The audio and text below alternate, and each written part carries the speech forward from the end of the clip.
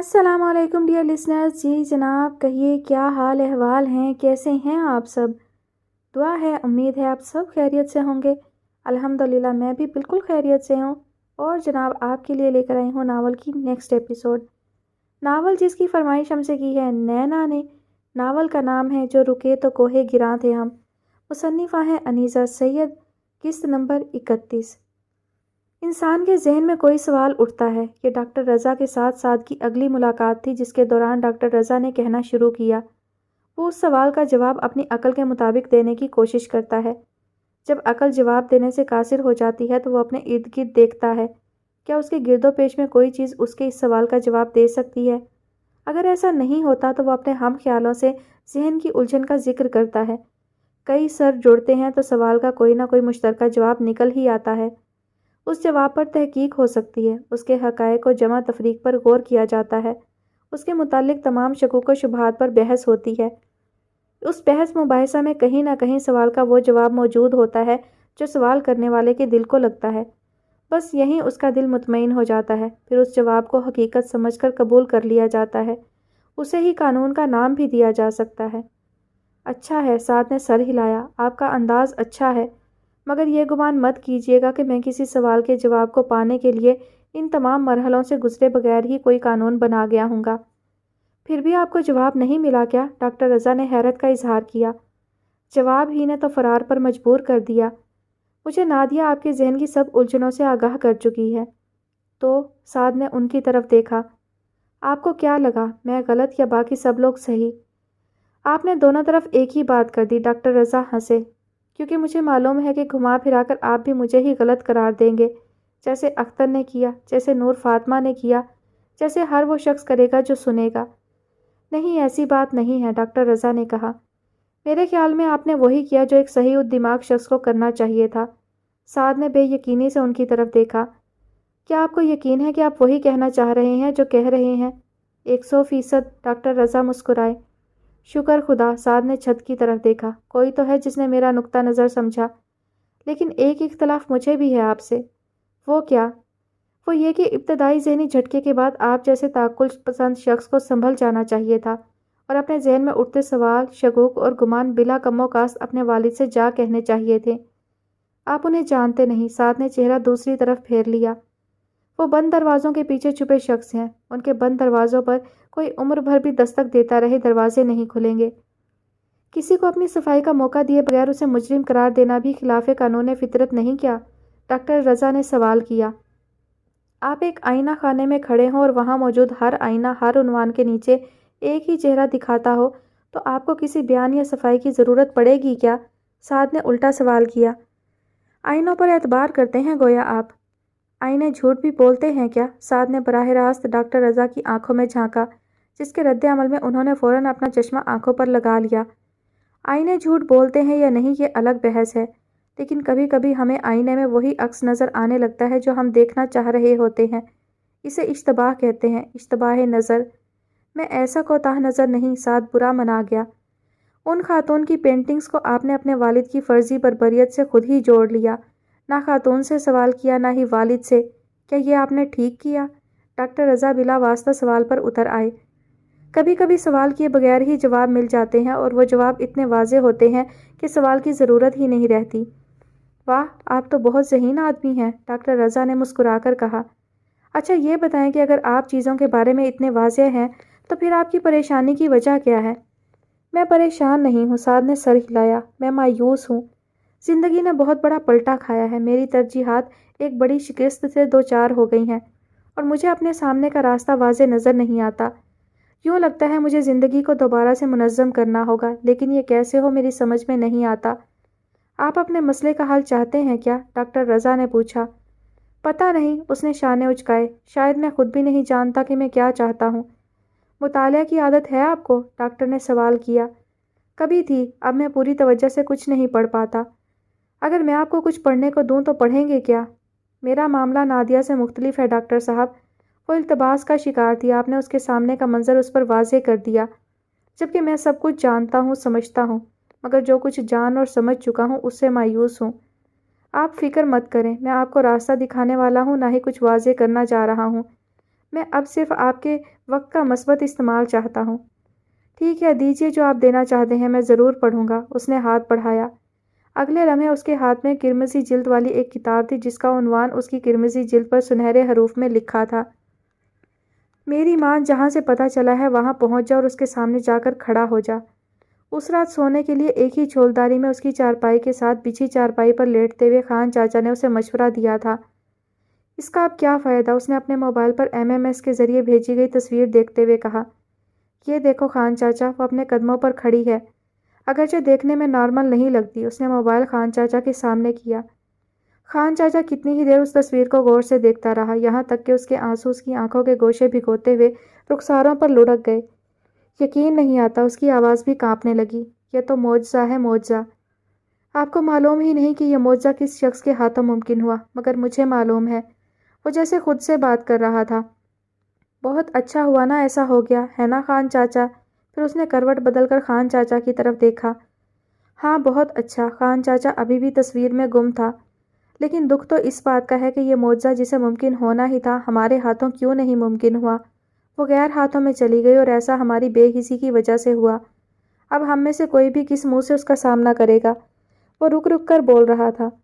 Rico میرے شہزادے، خان چاچا نے اس کے شانے پر ہاتھ رکھا۔ جو تیرا منہ تجھے اللہ نے دیا ہے نا، اسی کے ساتھ جا، اس کے سامنے چلا جا۔ کچھ نہیں ہوتا میرے یار، وہ سرکس کی بیٹی ہے، سرکس والوں سے منہ موڑ ہی نہیں سکتی۔ تو دیکھ لے گا میری بات سچ ثابت ہوگی۔ ہمت نہیں ہوتی خان چاچا، تو میرے کہنے پر ایک دفعہ ہمت کر، ایک بار ضرور جا۔ کرایہ، جیب خرچ سب میں دوں گا۔ خان چاچا پریا رانی کی تصویر دیکھ کر جیسے جی اٹھا تھا، جوش میں آ کر اٹھ کر بیٹھ گیا۔ آپ کو یقین ہے وہ منہ نہیں موڑے گی؟ اس نے بے یقینی سے خان چاچا کو دیکھا۔ مجھے پورا یقین ہے۔ خان چاچا کی آنکھیں چمک رہی تھیں۔ ٹھیک ہے، میں ایک بار ان بی بی سے رابطہ کرتا ہوں جنہوں نے اس کی تصویر مجھے بھیجی تھی، اس نے سوچتے ہوئے کہا۔ بڑی سوہنی رات سی او، اساں دونوں ماں پتراں گلاں کردیاں ہی لنگا دتی رات۔ نور فاطمہ نے اپنے سامنے بیٹھے نوجوان لڑکے اور لڑکی سے باتیں کرتے ہوئے کہا۔ یہ دونوں مہمان ادھر ادھر سے اس کے بارے میں پوچھتے لمبی خواری کے بعد اس تک پہنچے تھے۔ وہ آپ تک پہنچا کیسے ماں جی؟ لڑکے نے، جس کا قد زیادہ لمبا نہیں تھا اور جسم بھرا بھرا سا تھا، پوچھا۔ اونوں ہنیری موڑ کے میرے وال لے آئی تھی۔ نور فاطمہ مسکرائی۔ اس مسکرانے میں ہی اس کے اونچے دانت نظر آنے لگے تھے۔ نہیں تو انہیں کتھے میرے وال آنا سی؟ توبہ توبہ، اس نے انگلیوں سے کچے فرش پر 2 لکیریں سی کھینچنے کے بعد کانوں کو ہاتھ لگائے۔ ماں جی، اسے غصہ نہیں آتا، میں بہت اچھی طرح جانتا ہوں۔ لڑکے نے ایک بار پھر مداخلت کی۔ نہیں آؤندہ ہوئے گا، نور فاطمہ نے بے نیازی سے کہا، پر اس دن تے او غصے وچ بھامبڑ بنیا ہویا سی۔ اودا راہ بھول گیا، اودی گڈی دا تیل مک گیا۔ اونوں میں بہانے نال ادھر لے آئی، اپنی کلی وچ۔ خوشی محمد نے اس رات نوں کوئی نہیں سی آنا۔ میں انہوں جھوٹ آکھیا سی کہ خوشی محمد آ جاوے گا تے انہوں تیل لیا دے گا۔ اس نمانے نوں غصہ تے چڑھنا ہی سی۔ آپ نے اسے یہ جھوٹ کیوں بولا ماں جی؟ لڑکی، جو اب تک اس کے سامنے کچے فرش پر گھٹنے موڑ کر ان پر سر رکھے بیٹھی خاموشی سے سن رہی تھی، وہ بولی۔ او جس طرح گڈی دا ہارن وجاوندا پیا سی، تیل والی سوئی ویکھدا نہیں سی، اس تو ہی مینوں پتہ چل گیا سی کہ اے بیچارہ بڑے غصے وچ ہے تے اس غصے وچ اپنا ہی نقصان کرن چلا ہے۔ آپ ولی اللہ تھی کیا جو آپ کو پتہ چل گیا تھا؟ لڑکا بولا۔ توبہ توبہ، نور فاطمہ نے ایک مرتبہ پھر کانوں کو ہاتھ لگایا۔ میں تے بڑی گناہ گار ہاں، میری کی مجال میں ولی اللہ بن جاواں؟ میرے ایڈے چنگے نصیب کتھے؟ پھر کیسے پتہ چلا آپ کو؟ میرے بچے جدوں اکو ورے دے اندر اندر مر گئے تھے، چودھریاں تے پرچہ پی گیا، ادوں تاں مینوں یاد ہے میں بھی غصے وچ انا بھینسڑا بن گئی تے چودھری بھی۔ عقل نال نہ میں سوچیا نہ چودھریاں، بعد وچ کچھ ہاتھ میرے آیا نہ چودھریاں دے۔ آنے پائیاں گمباں تے نقصان اپنا ہی ہویا پیا سی۔ اس واسطے مینوں اس جوان دا غصہ ویکھ کے پتہ چل گیا، انا مورا ہو گیا ہے، اتھوں کلی وچ بٹھا کے ٹھنڈا پانی پیاواں تے پریت پیار دیاں 2 گلاں وچ ہی اج بھی رات ایتھے ہی کھلار لواں، خورے جے کچھ غصہ لت جائے۔ پھر اس کا غصہ اتر گیا کیا؟ لڑکی نے سوال کیا۔ تے ہور کی؟ نور فاطمہ مسکرائی۔ فجر ویلے تک او دے اندر دا بھامبڑ ٹھنڈا ہو گیا سی۔ اس نے مینوں آکھیا، بیبے تو نلکا گیڑ، میں وضو کرنا ہے۔ تو آپ ہی دس، کدی کوئی کافر ہوئے تے وضو کرتا ہے؟ اس نے لڑکی سے سوال کیا۔ آپ نے ایسا کیا جادو پھونکا کہ اس کا غصہ ٹھنڈا ہو گیا؟ لڑکی نے اب کے سر اٹھا کر پوچھا اور کھسک کے نور فاطمہ کے قریب ہوئی۔ میں؟ نور فاطمہ ایک دفعہ پھر مسکرائی۔ ਮੈਂ ਉਹਦੇ ਨਾਲ ਉਹਦੇ ਦਿਲ ਦੀਆਂ ਗੱਲਾਂ ਕੀਤੀਆਂ, ਉਹਦੀਆਂ ਸੁਣੀਆਂ, ਉਹਦੀਆਂ ਹੀ ਕੀਤੀਆਂ। ਦਿਲ की बात क्या थी? लड़की के चेहरे पर तजस्सुस उभरा। ਉਹ ਜਿਹਦੇ ਨਾਲ ਪਿਆਰ ਕਰਦਾ ਹੈ ਉਹਦੀਆਂ ਗੱਲਾਂ, ਕਹਿਣ ਲੱਗਾ। ਨੂਰ ਫਾਤਮਾ ਮੂੰਹ ਬਣਾकर ਬੋਲੀ। ਉਹਦਾ ਦਿਮਾਗ ਬੜਾ ਉੱਚਾ ਹੈ ਬੇਬੇ, ਉਹ ਤੇ ਕਦੀ ਵੀ ਤੇਰੀ ਇਸ ਕੁੱਲੀ ਵਿੱਚ ਨਾ ਆਏਗੀ। ਲੜਕੀ के चेहरे पर तारीक साया लहराया। ਉਹ ਤੇ ਤੇਰੇ ਇਹਨਾਂ ਭਾਂਡਿਆਂ ਵਿੱਚ ਕਦੀ भी रोटी ना खावेगी, कभी भी इस चटाई ते ना सोवेगी। लड़की ने अपने साथ आए लड़के की तरफ देखा और फिर उसी से नज़रें चुरा ली। तुमने देखा तुम्हारे बारे में उसकी रिजर्वेशंस कैसी हैं? लड़के ने हंसकर उससे कहा। गलत सोचता है वो, गलत कहता है, लड़की ने झंझला कर कहा। मैं ਉਹਨੂੰ ਆਖਿਆ, ਨਾ ਵੇ ਝਲਿਆ, ਜੀ ਨੂੰ ਜੀ ਹੁੰਦੀ ਹੈ, ਪਿਆਰ ਮੁਹੱਬਤ ਹੋਰ ਕੀ ਹੁੰਦੀ ਹੈ। ਨੂਰ ਫਾਤਮਾ उन दोनों की बात समझे बगैर बोली। ਜੇ ਉਹਨੂੰ ਤੇਰੇ ਨਾਲ ਸੱਚਾ ਪਿਆਰ ਹੈ ਤੇ ਫਿਰ ਉਹ ਤੇਰੇ ਨਾਲ ਇਕਮਿਕ ਹੋ ਜਾਏਗੀ। ਜੋ ਤੂੰ ਹੈ ਉਹ ਵੀ ਤੂੰ ਹੀ ਹੋ जावेगी। लड़की ने आंखें मीच लीं। उसकी पलकें बंद आंखों पर लर्ज रही थी। मेरी गल सुन के ਉਹ ਬੋਲਿਆ, ਬੇਬੇ ਦਿਲ ਖੁਸ਼ ਚਾ ਕੀਤਾ ਈ। ਫਿਰ ਹੱਸਣ ਲੱਗਾ ਤੇ ਬੋਲਣ ਵੀ ਲੱਗਾ। ਉਹਨੇ ਮੈਨੂੰ ਦੱਸਿਆ ਕੁੜੀ ਬੜੀ ਸੋਹਣੀ ਹੈ ਤੇ ਉਹਦਾ ਦਿਲ ਉਸ ਤੋਂ ਵੀ ਬਹੁਤਾ ਸੋਹਣਾ ਹੈ। ਉਹਦੀਆਂ ਅੱਖਾਂ ਸੋਹਣੀਆਂ, ਉਹਦੇ ਵਾਲ ਵੀ ਸੋਹਣੇ। ਉਹ ਜਦੋਂ ਹੱਸਦੀ ਹੈ ਤੇ ਸਾਰੀ ਦੁਨੀਆ ਸਾਹ ਲੈਣਾ ਭੁੱਲ ਜਾਂਦੀ ਹੈ। बस सारी दुनिया ओहदे वाल ही तक्कन लग जाती है। लड़की की आंखों से आंसू बहने लगे जिन्हें वो उल्टे हाथ से खुश्क करने की कोशिश करने लगी। तारियां वंगर जगमग करदा दिल सी ओहदा, ਨੂਰ ਫਾਤਮਾ ਬੋਲੀ। ਉਹਦੇ ਦਿਲ ਵਿੱਚ ਪਿਆਰ ਹੀ ਪਿਆਰ ਸੀ। ਪਿਆਰ ਦਾ ਪੂਰਾ ਸਮੁੰਦਰ ਵਗਦਾ ਸੀ ਉਹਦੇ ਅੰਦਰ। ਸਵੇਰ ਹੋਈ ਤੇ ਮੈਂ ਪੁੱਛਿਆ, ਵੇ ਝਲਿਆ ਹੁਣ ਤੇ ਉਹ ਨਾ ਕਰੇਗਾ ਜੋ ਕਰਨ ਟੁਰ ਪਿਆ ਸੀ। ਆਖਣ ਲੱਗਾ, ਨਹੀਂ ਬੇਬੇ ਹੁਣ ਕਿਸੇ ਨੂੰ ਕੁਝ ਨਾ ਆਖਾਂਗਾ, ਬਸ ਲਾਂਭ ਕਰ ਜਾਵਾਂਗਾ। ਮੇਰਾ ਦਿਲ ਹੱਸਿਆ ਤੇ ਮੈਂ ਸੋਚਿਆ, ਐਵੇਂ ਹੀ ਤੇ ਮੇਰੇ ਰੱਬ ਸੋਹਣੇ ਨੇ ਮੈਨੂੰ ਬਾਲਣ ਚੁਗਦੀ ਨੂੰ ਉਹਦੀ ਗੱਡੀ ਦੇ ਪਿੱਛੇ ਨਹੀਂ ਲਾਇਆ ਸੀ। ਮੇਰਾ ਰੱਬ ਸੋਹਣੇ ਦੇ ਹਰ ਕੰਮ ਵਿੱਚ ਕੋਈ ਨਾ ਕੋਈ गहरी बात ज़रूर होती है। लेकिन वो तो अपनी करनी से नहीं रुका माँ जी, वो तो सब कुछ छोड़ छाड़ कर चला गया, गायब हो गया हम सबकी नज़रों के सामने से। लड़के ने कहा। जो कुछ जो करन चला सी ओते नहीं ना कीता उन्हें। नूर फातिमा ने कहा। क्या करने चला था? महानूर ने चौंक कर सवाल किया। अपने सक्के प्यो नूं फैर मारन चलिया सी ओ। नूर फातिमा ने उस सख्त माहौल में जैसे कोई बम फोड़ा था। मेरे पास ऐसा कहने की कई वजूहात हैं, अगरचे कोई दूसरा इंसान इनसे मुत्तफिक नहीं होगा, फिल्ज़ा ने कहना शुरू किया। रुकें बीबी, ज़रा ठहरें। राबिया कलसूम ने हाथ उठाकर उसे बोलने से रोक दिया और उठकर खड़ी हो गई। अपने बुर्का की टोपी उठाकर उन्होंने चेहरे पर दुपट्टे से नकाब कर रखा था। मुझे बच्चे वाली इस सारी दास्तान पर ही शक है। इस शख्स, उन्होंने बिलाल सुल्तान की तरफ इशारा किया, और मेरी बहनों जैसी सहेली से कोई ताल्लुक़ ही ना रहा था। उसको पिलाए जाने वाले जहर ने उसका चेहरा बिगाड़ दिया। उसके बाद ये शख्स अपना बच्चा लेकर उसे बेचारगी की हालत में छोड़कर फ़रार हो गया। वो बेचारी कशीदाकारियाँ करके और बच्चों को नाजरा कुरान की तालीम देकर गुजारा कर रही थी। फिर वो इसका बच्चा कैसे पैदा कर सकती थी? ये कहानी झूठ है, सरासर बेसरोपा। मेरी इस बात के गवाह मौलवी सिराज सरफराज है। उन्होंने मौलवी साहब की तरफ देखा। जो कुछ यहाँ बयान हो रहा है उसे सुनकर मेरे तो कान खुद पर यकीन नहीं कर पा रहे। मौलवी सिराज ने कहा। मेरी तो अकल वैसे भी कम काम करती है। अगर वो सब हो गया था जो चौधरी साहब और ये बेगम साहिबा सुना रही हैं तो फिर तो कुछ भी हो सकता था। अब इस इल्ज़ाम का जवाब सिर्फ आप दे सकते हैं बिलाल साहब, बोलिए। चौधरी सरदार ने बिलाल सुल्तान की तरफ देखा और बुरी तरह चौंक गए। लेकिन वो अंकल को क्यों शूट करना चाहता था, मेरी तो समझ में कुछ नहीं आया। इब्राहिम ने सर हिलाकर कहा। वो जितना भी अनप्रिडिक्टेबल सही, फिर भी उससे मैं ये तवक्का तो कर ही नहीं सकता। तुम समझने की कोशिश भी करोगे तो शायद तुम्हें समझ ना आए। महानूर ने गर्दन मोड़कर पीछे खड़े इब्राहिम को जवाब दिया और फिर दोबारा सामने देखने लगी। उसकी नज़रों के सामने दूर दूर तक सरसब्ज खेत फैले थे। धान की फसल हरी थी और उसके पैरों में खड़े पानी से हब्स ज़दा बास उठ रही थी। ज़मीन पर दिन भर अपनी रोशनी और तमाज़त फैलाए रहने के बाद सूरज आहिस्ता आहिस्ता गरूब के सफ़र पर रवां था। आसमान पर कहीं कहीं रुकी बादलों की टुकड़ियां डूबते सूरज की रोशनी में शंगरफी रंग हो रही थीं। उससे चंद गज के फासले पर खड़े पुराने और बूढ़े दरख्त की शाखें और उनसे निकलती भूरी टहनियाँ जटाधार जोगी की तरह जैसे आलती पालती मारे बैठी नरवान की आश्ती की खातिर कोई चिल्ला काटती महसूस हो रही थी। यही वो दरख्त है जिसके नीचे नूर फातिमा के बच्चों की बेशनाख्त कब्रें हैं। कब्रों का कोई निशान है, ना ही उन पर किसी का कोई नाम लिखा है। 3 छोटे छोटे ऐसे पत्थर जो किसी भी आने जाने वाले के उस रास्ते पर पड़ते कदमों की जद में आकर इधर उधर हो सकते हैं, उन कब्रों की निशानदेही कर सकते हैं, जबकि किसी और को उन कब्रों की निशानदेही की क्या ज़रूरत। ये पत्थर तो शायद इस पूरी दुनिया में सिर्फ़ और सिर्फ नूर फातिमा के दिल की तसल्लियाँ हैं। उसने गहरा सांस लेते हुए सोचा اور اپنے بازو سامنے باندھ لیے۔ اسی درخت کے نیچے رکھے ان پتھروں کے سر پر بیٹھ کر وہ فاتحہ پڑھتی ہوگی، انہی کے ارد گرد پانی کا چھڑکاؤ کرتی اور انہی کے قریب ایک ایک گلاب کا پھول رکھ کر وہ اپنے بچوں کی یاد منا لیتی ہوگی۔ اف، کس قدر مشکل ہوگا اپنے بچوں کے مرکز کے سامنے بالکل قریب دن رات گزارنا۔ اسے جھرجھری سی آ گئی، مگر یہ عورت، اس نے چھوٹے سے کچے صحن میں ایک طرف بنی کچی کوٹھڑی سے چولہے میں جلانے کے لیے ابلے اور خشک ٹہنیاں نکالتی نور فاطمہ کی طرف دیکھا۔ کیسے مضبوط دل کی مالک ہے، بظاہر نہ دکھی دکھتی ہے، نہ ہی بات پہ بات اپنے دکھ کا اظہار کرتی ہے، مگر اپنی سادگی اور انجان پن میں کیسی کیسی پتے کی باتیں کر جاتی ہے۔ اس نے دل میں اعتراف کرتے ہوئے سوچا، میں عام لوگوں میں ضرور اٹھتا بیٹھتا ہوں، ان کی سنتا ہوں اور سنتا ہی چلا جاتا ہوں۔ ان عام لوگوں کی ہی باتوں میں مجھے بہت سی پتے کی باتیں سننے کو ملتی ہیں۔ میری خواہش ہے کہ کبھی تم بھی ان سے کراہیت محسوس کرنے کے بجائے ان کے قریب بیٹھ کر ان کی باتیں سنو۔ تمہیں بھی پتے کی بہت سی ایسی باتیں سننے کو مل جائیں گی جنہیں فوک وزڈم کہتے ہیں۔ اس کے بیگ میں رکھے ایک خاموش آئی فون کی ایک فائل میں درج تھا۔ اس نے سر جھٹکا اور اپنا دھیان بٹانے کے لیے اس پرانے بوڑھے درخت کو پھر سے دیکھنے لگی۔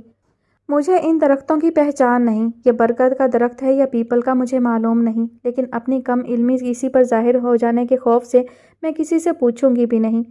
اس نے نہ جانے کس سے نظریں چراتے ہوئے سوچا، لیکن یہ جو بھی درخت ہے، اسی کے نیچے بیٹھ کر تو تم نے نور فاطمہ کا درد سنا ہوگا اور اس کا درد بٹایا ہوگا۔ تم بھلا کہاں بیٹھے ہوگے؟ وہ کچی چار دیواری کے حصار سے باہر نکل آئی اور 3 پتھروں کی نشانیوں کے قریب پاؤں کے بل بیٹھ گئی۔ شاید یہاں، اس نے زمین پر ہاتھ رکھا، یا پھر شاید یہاں، دوسری جگہ ہاتھ رکھتے ہوئے اس نے سوچا، اور پھر ان پتھروں کے ارد گرد ہر جگہ کچی زمین پر ہاتھ پھیرنے لگی۔ جہاں کہیں بھی تم بیٹھے ہوگے وہ یہی جگہ ہوگی نا؟ اس کی آنکھیں نمناک ہونے لگی۔ کیا کبھی تم جان پاؤ گے کہ آج میں بھی اسی جگہ پر بیٹھی نور فاطمہ کے غم کو اسی طرح محسوس کر رہی ہوں جیسے اس روز تم نے کیا تھا؟ اس کے ہونٹ لرزنے لگے۔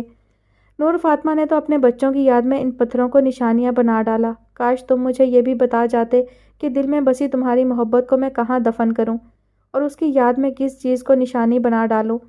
آنسو اس کی آنکھوں سے لڑک کر کچی زمین میں جا بسے۔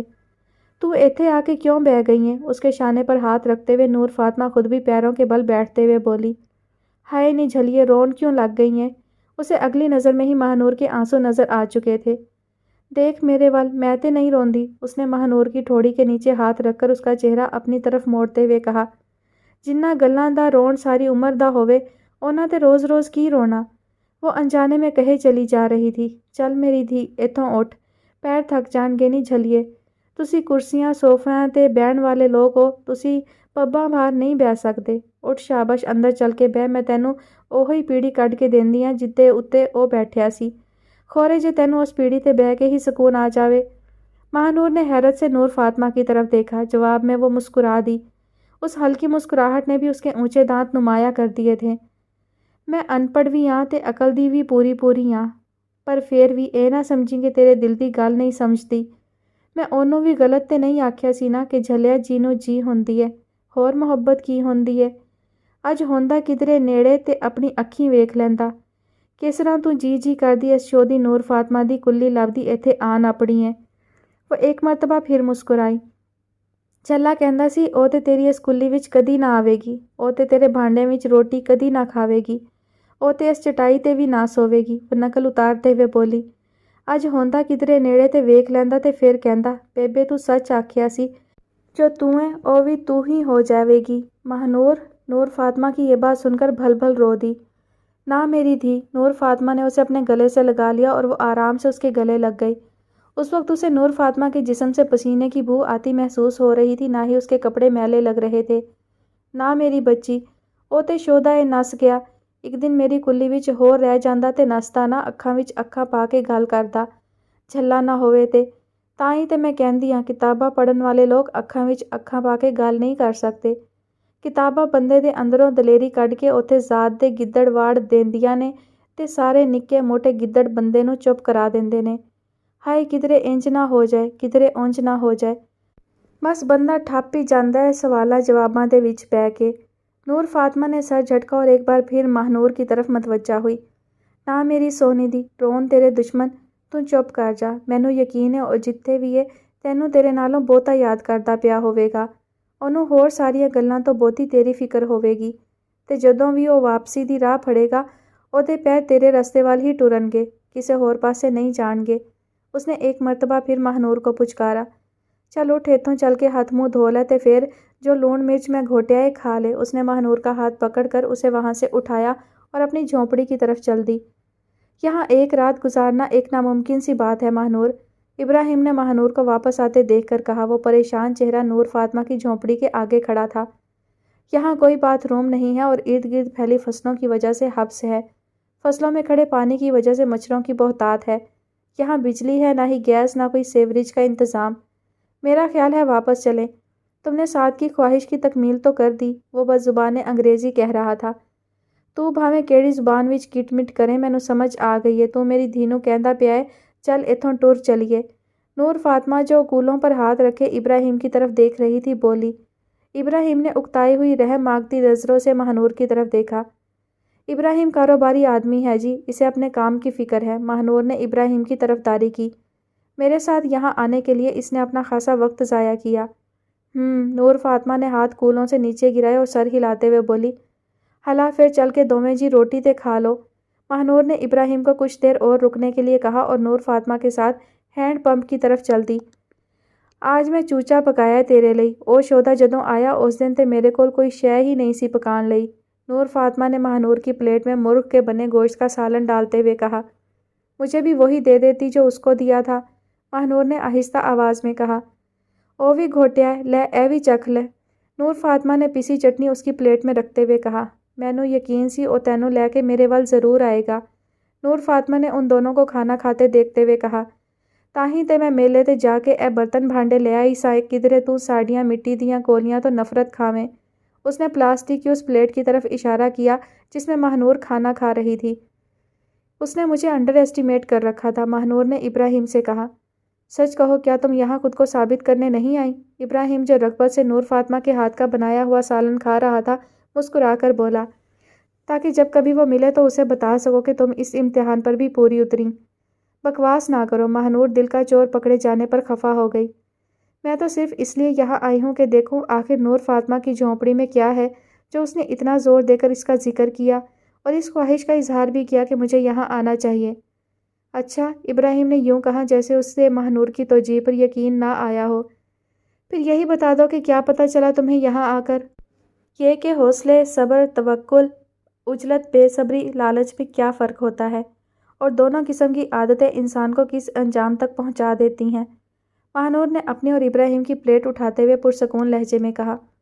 ये क्या बात हुई? कुछ समझ में नहीं आया। इब्राहिम ने अहमकों की तरह उसकी तरफ देखा। समझने की कोशिश भी मत करना क्योंकि तुम्हें समझ में आने वाली बात नहीं है। वो बर्तन उठाए हैंड पंप की तरफ चली गई जहाँ नूर फातिमा बैठी देगचियाँ मांझ रही थी। उसने पढ़ते पढ़ते सर उठाकर दीवार पर लगी घड़ी की तरफ देखा। घड़ी शाम के 4 बजा रही थी।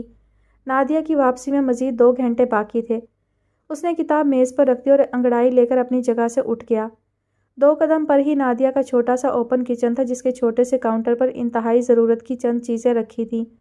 नादिया इन्हीं चीज़ों के इस्तेमाल के साथ पेट भरने के ऐसे लवाजमात बना लेती थी जो इंतहाई सादा होते थे और ख़ुद वो अपनी सी पूरी कोशिश में मसरूफ़ था कि ख़ुद को ऐसे तआम का आदी बना ले। लेकिन इस वक्त उसे शिद्दत से कॉफ़ी के एक कप की तलब महसूस हो रही थी, लेकिन नादिया के किचन में कॉफ़ी का डब्बा मौजूद नहीं था। उसने किचन में जड़ी खिड़की से बाहर देखा। 3 दिन से जारी बारिश इस वक्त भी यकसा बरस रही थी। अगर ये बारिश ना बरस रही होती तो मैं कहीं जाकर कॉफ़ी तो पी ही आता, उसने सोचा। अगले ही लम्हे वो अपने बहाने पर गौर कर रहा था। लंदन जैसे शहर में बारिश को बहाना बनाकर किसी काम के इरादे को मुलतवी कर देना कैसा अजीब सा ख्याल लगता है, जबकि इसी बारिश ने यहाँ के मामूलाते ज़िंदगी को ज़रा बराबर भी मुतासिर नहीं किया। फिर क्या ऐसा है कि मैं बाहर निकलने और लोगों का सामना करने से कतराने लगा हूँ? ख्याल आया, चाहे वो लोग मुकम्मल अजनबी ही क्यों ना हो। वो अपने मामले को सोचते सोचते संजीदा हो गया। और यकीनन ऐसा भी है कि मैं और मेरा मिजाज दूसरों के लिए गुस्ताखाना और सख्त होता चला जा रहा है। संजीदा सोच उसे खुद एहतसाबी की तरफ ले गई। मैं इस ज़िंदगी को ऐसे गुजार रहा हूँ जैसे दूसरों पर एहसान कर रहा हूँ।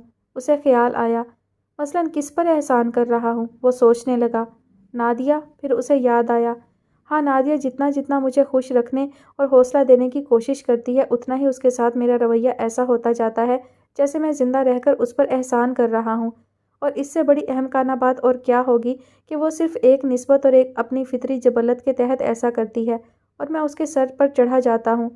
اس نے سر جھٹک کر گویا اپنا دھیان اس حقیقت سے ہٹانے کی کوشش کی۔ سوچنا تو مجھے چاہیے کہ آخر میں کر کیا رہا ہوں، چاہ کیا رہا ہوں، مگر دھیان تھا کہ ہٹ کر نہیں دے رہا تھا۔ کیا مجھے اپنے سامنے یہ اعتراف نہیں کر لینا چاہیے کہ میں ایسے چھوٹے سے ایک کمرے کے فلیٹ میں مستقل رہنے کا عادی نہیں ہوں؟ ایسی کم وسائل زندگی میری عادت نہیں۔ یہ ملک جہاں پہلے میں کبھی تفریح کی خاطر اور کبھی کاروبار کے سلسلے میں آیا کرتا تھا، اب مجھے اجنبی لگتا ہے اور میرا یہاں سے بھاگ جانے کو جی چاہتا ہے۔ مجھے اپنا نارمل لائف سٹائل، من مرضی کی زندگی، آزادی اور سیلانی پن یاد آتا ہے تو میں ایک اذیت ناک احساس تنہائی کا شکار ہو جاتا ہوں۔ مجھے الجھن اور بیزاری محسوس ہوتی ہے اور میں اپنے مخاطب کے ساتھ گستاخ ہو جاتا ہوں۔ اور بھلا یہاں میرے مخاطب ہیں ہی کتنے؟ اس کے چہرے پر طنزیہ مسکراہٹ ابھری۔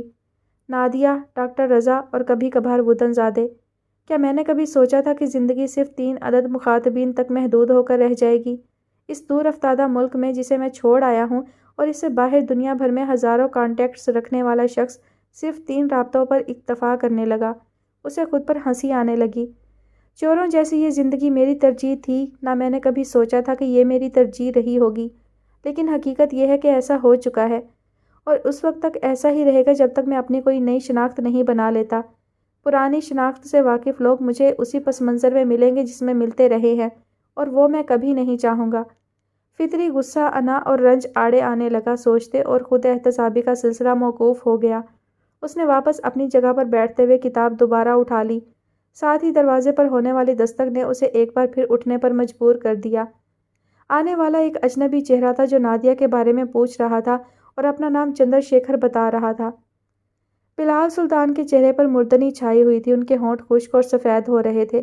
چودھری سردار نے ان کے چہرے پر نرمی سے ہاتھ پھیرا اور اپنی انگلیوں سے ان کی پیشانی تھپ تھپائی۔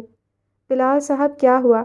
انہوں نے پوچھا۔ مولوی سراج سرفراز رابعہ کلثوم کی گھورتی نظروں کی پرواہ کیے بغیر اپنی جگہ سے بے چینی کے ساتھ اٹھے اور بلال کے قریب پہنچ گئے۔ بھائی صاحب، بھائی جی طبیعت تو ٹھیک ہے آپ کی؟ انہوں نے کندھے پر رکھا صافہ اتار کر ان کے چہرے پر پھیرنا چاہا، لیکن پھر رک کر ایک مرتبہ اپنے صافے کی طرف دیکھا جو پرانا تھا اور سفید ہونے کے باوجود اجلا اجلا نہ لگ رہا تھا، اور اس کے ساتھ ہی انہیں بلال سلطان کا حالیہ سٹیٹس یاد آ گیا۔ انہوں نے صافہ دوبارہ شانے پر رکھ لیا اور بلال کے کندھے دبانے لگے۔ سراج، مجھے پانی کا ایک گلاس چاہیے۔ چند لمحوں کے بعد بلال کے منہ سے یہ الفاظ نکلے۔ چودھری صاحب نے بلال کے پیچھے رکھے چیسٹ آف ڈرارز کی اوپری سطح پر سجے جگ اور گلاس کی طرف اشارہ کیا۔ گھبرائے ہوئے مولوی صاحب جیسے تیسے جگ اور گلاس تک پہنچے۔ جگ میں سے پانی گلاس میں ڈالتے ہوئے بھی ان کے ہاتھ احساس مرعوبیت سے کانپ رہے تھے۔ پانی کے چند گھونٹ پینے کے بعد بلال کی طبیعت قدرے سنبھلی تھی۔ آنکھ کھول کر ارد گرد نظر ڈالنے پر انہیں صورتحال یاد آئی اور وہ سنبھل کر بیٹھ گئے۔ نظر اٹھا کر انہوں نے سامنے دیکھا۔ فلزہ اپنے سینے پر بازو باندھے کھڑی ان کی طرف زہر خند نظروں سے دیکھ رہی تھی۔ اب پتہ چلا بلال سلطان ٹراما کیسا ہوتا ہے۔ خود پر ان کی نظر پڑنے پر وہ بولی، حقیقت سے نظریں 4 ہو جانے پر وہ 4 کے بجائے 8 کیسے ہو جاتی ہیں؟ تم، بلال سلطان نے کمزور مگر پر اعتماد آواز میں کہا، تم میری بہت بڑی مجرم ہو فلزہ۔ فلزہ نے رابعہ کلثوم کی طرف دیکھا۔ چور جب الٹا ہو کوتوال کو ڈانٹتا ہے تو کیسا لگتا ہوگا، خود اپنی آنکھوں سے دیکھ لو بہن۔ دیکھ رہی ہوں، سن رہی ہوں، سمجھ رہی ہوں۔ رابعہ کلثوم کا لہجہ بھی فلزہ کے لہجے سے چندہ مختلف نہیں تھا۔ بھائی صاحب پانی اور پی لیجئے۔ مولوی سراج سرفراز دونوں خواتین کی گفتگو کی طرف سے کان بند کیے بندگی نبھانے پر تلے ہوئے تھے۔ چودھری سردار صاحب، بلال نے مولوی سراج کا بڑا ہوا ہاتھ ہٹا کر اپنی جگہ سے اٹھتے ہوئے کہا اور کمرے کی مشرقی کھڑکی کے بالکل قریب جا کھڑے ہوئے۔ آپ نے کبھی پرانے بند قلعوں کے ارد گرد کھڑے بلند حصار دیکھے ہیں؟ بالکل دیکھے ہیں، چودھری صاحب نے کہا۔ کبھی ان حصاروں میں بند قلعوں کا حال بھی معائنہ کیا ہے؟ بلال نے دوسرا سوال کیا۔ جی ہاں، دراڑیں پڑے، شکستہ ہوتے، رنگ اڑے، چودھری صاحب نے کہا۔ نہیں، ایسے نظر نہیں آتے وہ، کیونکہ جو حکومتیں ان کی حفاظت پر مامور ہوتی ہیں وہ ان کو رینوویٹ کرواتی رہتی ہیں۔ دراڑیں بھر دی جاتی ہیں، شکستگی کا علاج کرا دیا جاتا ہے، اڑے رنگ دوبارہ پھروا لیے جاتے ہیں۔ یوں قلعوں کی شان و شوکت اور رعب و دبدبہ قائم رہتا ہے بظاہر۔ دیکھنے والے قلعوں میں گھوم پھر کر دیکھ تو لیتے ہیں، لیکن ان کے ارد گرد کھڑے بلند و بالا حصار کسی کو قلعے ایکسپلور کرنے کی ہمت نہیں کرنے دیتے۔ تاریخ دان، محقق، آثار قدیمہ کے ماہرین، سیاح سب اپنی اپنی ڈائریاں لکھتے وقت ان کے متعلق قیافے ہی لگاتے ہیں۔ کسی کو ٹھیک سے یہ معلوم نہیں ہو پاتا کہ ان رینوویٹڈ قلعوں کے اندر دراڑیں کتنی ہیں، یہ در حقیقت اندر سے کتنے شکستہ ہیں اور ان پر اب تک کتنی بار رنگ و روغن کا کام ہو چکا ہے۔ شاید آپ درست کہہ رہے ہیں، چودھری صاحب نے سوچتے ہوئے کہا۔ شاید نہیں، میں واقعی درست کہہ رہا ہوں، بلال نے کہا، اور ایسے ہی قلعوں جیسی ایک مثال میں یعنی ایک انسان بھی ہوں۔ انہوں نے سب حاضرین پر ایک نظر ڈالتے ہوئے کہا، بلند و بالا فصیلوں میں چھپا ہوا بظاہر عظیم الشان قلعہ میں بھی۔ وہ لمحہ بھر کو رکے اور ایک تمسخرانہ ہنسی ہنسنے کے بعد دوبارہ گویا ہوئے۔ ہر سال 6 مہینے بعد خود کو رینوویٹ کروا لیتا ہوں اپنی شکستگی چھپانے کے لیے، دراڑیں بھروانے کے لیے، اپنی شخصیت پر رنگ روغن کروانے کے لیے بہت سارا پیسہ خرچ کر لیتا ہوں۔ پیسہ، چودھری صاحب، انہوں نے چودھری صاحب کی طرف دیکھا۔ پیسہ جو انسان کی سب سے بڑی حقیقت ہے، جو زندگی کی بہت بڑی حقیقت ہے، شاید سب سے بڑی۔ انہوں نے اپنے دونوں بازو دائیں بائیں پھیلاتے ہوئے کہا، یہ پیسہ، یہ حقیقت میرے پاس کسی اور کے تو کیا، میرے اپنے اندازے سے بھی کہیں زیادہ ہے۔ اتنی زیادہ کہ کئی بار تو سمجھ نہیں آتا کہاں خرچ کروں۔ چودھری سردار نے بلال کی بات سن کر ایک طویل سانس لیا اور دوبارہ ان کی طرف دیکھنے لگے۔ لیکن ایسا ہمیشہ سے نہیں ہے چودھری صاحب، بلال نے انہیں بتایا۔ ایک وقت تھا جب میرے پاس پیسہ نہیں تھا، انہوں نے انگلیوں کی پوریں گنتے ہوئے سمجھایا، اور یہ سب، پھر انہوں نے باری باری مولوی سراج، رابعہ کلثوم اور فلزہ ظہور کی طرف اشارہ کیا۔ میرے اس وقت کے ہم نشین ہیں، یہ گواہ ہیں میرے اس وقت کے جب پیسے جیسی حقیقت نے میرے لباس پر خفیہ پیوند لگا رکھے تھے، اور جب میرا شکم صرف ایک وقت کے معمولی سے کھانے سے بھی پر ہو جایا کرتا تھا۔ وہ خفیہ پیوند نہیں ہوا کرتے تھے، رابعہ کلثوم نے بلند آواز میں کہا۔ میری بد نصیب سہیلی جو بدقسمتی سے ان کی زوجہ تھی، ہاتھ سے کپڑے کی رفو گری میں کمال رکھتی تھی۔ ایسی رفو گری کے محدب عدسے سے بھی دیکھ لو رفو نظر نہ آئے۔ شکر ہے رابعہ بی بی، تمہیں اتنا تو یاد ہے کہ وہ میرے کپڑوں میں پیوند نہیں لگاتی تھی، انہیں رفو کیا کرتی تھی۔ ایسی رفو گری کے محدب عدسے سے بھی نظر نہ آئے۔ بلال سلطان کی آواز میں طنز اترا۔ ایسی ہی رفو گری چودھری صاحب اس نیک عورت نے میری اور اپنی زندگی کی بھی کی تھی۔ ایسے رفو کے قریب رہنے والے سراج اور رابعہ بی بی کو بھی نظر نہ آئے۔ انہوں نے چہرے کا رخ دوبارہ چودھری سردار کی طرف موڑا۔ وہ تو ٹھیک ہے بلال صاحب، لیکن رابعہ بہن نے تو کنفیوژن کی انتہا کر دی۔ ان کا کہنا ہے کہ آپ کے اور مرحومہ کے آپس کے تعلقات ختم ہو چکے تھے، پھر کھاری کا چکر آخر ہے کیا؟ یہ بیچارہ کون ہے؟ میرا تو دماغ گھوم رہا ہے، اب تک کی سلجھی گتھیاں دوبارہ سے الجھنے لگی ہیں، چودھری صاحب نے کہا۔ ارے چودھری صاحب، آپ کس کی باتوں میں آ رہے ہیں؟ فلزہ بلال اور چودھری صاحب کے درمیان آ کھڑی ہوئی۔ میں نے آپ کو بتایا تھا کہ یہ شخص بلا کا ڈرامہ باز ہے، خود کو سچا ثابت کرنے کی خاطر کوئی بھی بات کر سکتا ہے۔ باقی سب سوالوں کا جواب تو میں بعد میں دوں گا، پہلے تو تم سے حساب کتاب کر لوں۔ بلال نے دانت پیستے ہوئے اچانک فلزہ کا بازو پکڑا۔ تم نے کہا تھا وہ مر گیا، بتاؤ تم نے ایسا کہا تھا یا نہیں؟ انہوں نے فلزہ کا بازو زور سے جھنجھوڑا۔ کیوں کہا تھا؟ کیوں کیا تم نے میرے ساتھ ایسا؟ یہ تو میں پہلے ہی بتا چکی ہوں کہ میرے حساب سے اسے مر چکے ہونا چاہیے تھا، فلزہ نے اپنا بازو چھڑاتے ہوئے کہا۔ چودھری صاحب، میں نے اپنا نوزائیدہ بچہ اس عورت کے حوالے کیا تھا، وہ اس کے پاس میری امانت تھی۔ بلال نے ایک مرتبہ پھر چودھری صاحب کی طرف دیکھا۔ میں ایک بڑے حادثے کے درمیان کھڑا تھا، میرا خیال تھا جیسے اس نے شہناز کو پہچان لیا، جیسے اس کے دل میں میرے لیے اچھے جذبات تھے، اس سے بہتر اس بچے کا کوئی دوسرا محافظ نہیں ہو سکتا تھا، مگر اس نے، ان کی آواز جذبات کے زیر اثر لرزنے لگی تھی، اس نے مجھے کہا اس نے اسے بس سٹاپ پر رکھ دیا تھا اور بچے کو بعد میں آوارہ کتے کھا گئے۔ فلزہ بی بی، بچہ رکھنے کے کچھ ہی عرصے بعد میں نے آپ سے رابطہ کیا تھا اور آپ سے پوچھا تھا کہ آپ بچے کو کیوں یوں بس سٹاپ پر رکھ آئی تھیں؟ چودھری صاحب نے فلزہ سے پوچھا۔ تو آپ نے سارے واقعے سے لا علمی کا اظہار کر دیا تھا۔ کاش اس وقت آپ مجھے یہ بتا دیتے کہ بچے کو آپ وہاں سے زندہ سلامت اٹھا لائے تھے۔ فلزہ کی آواز پست ہوئی۔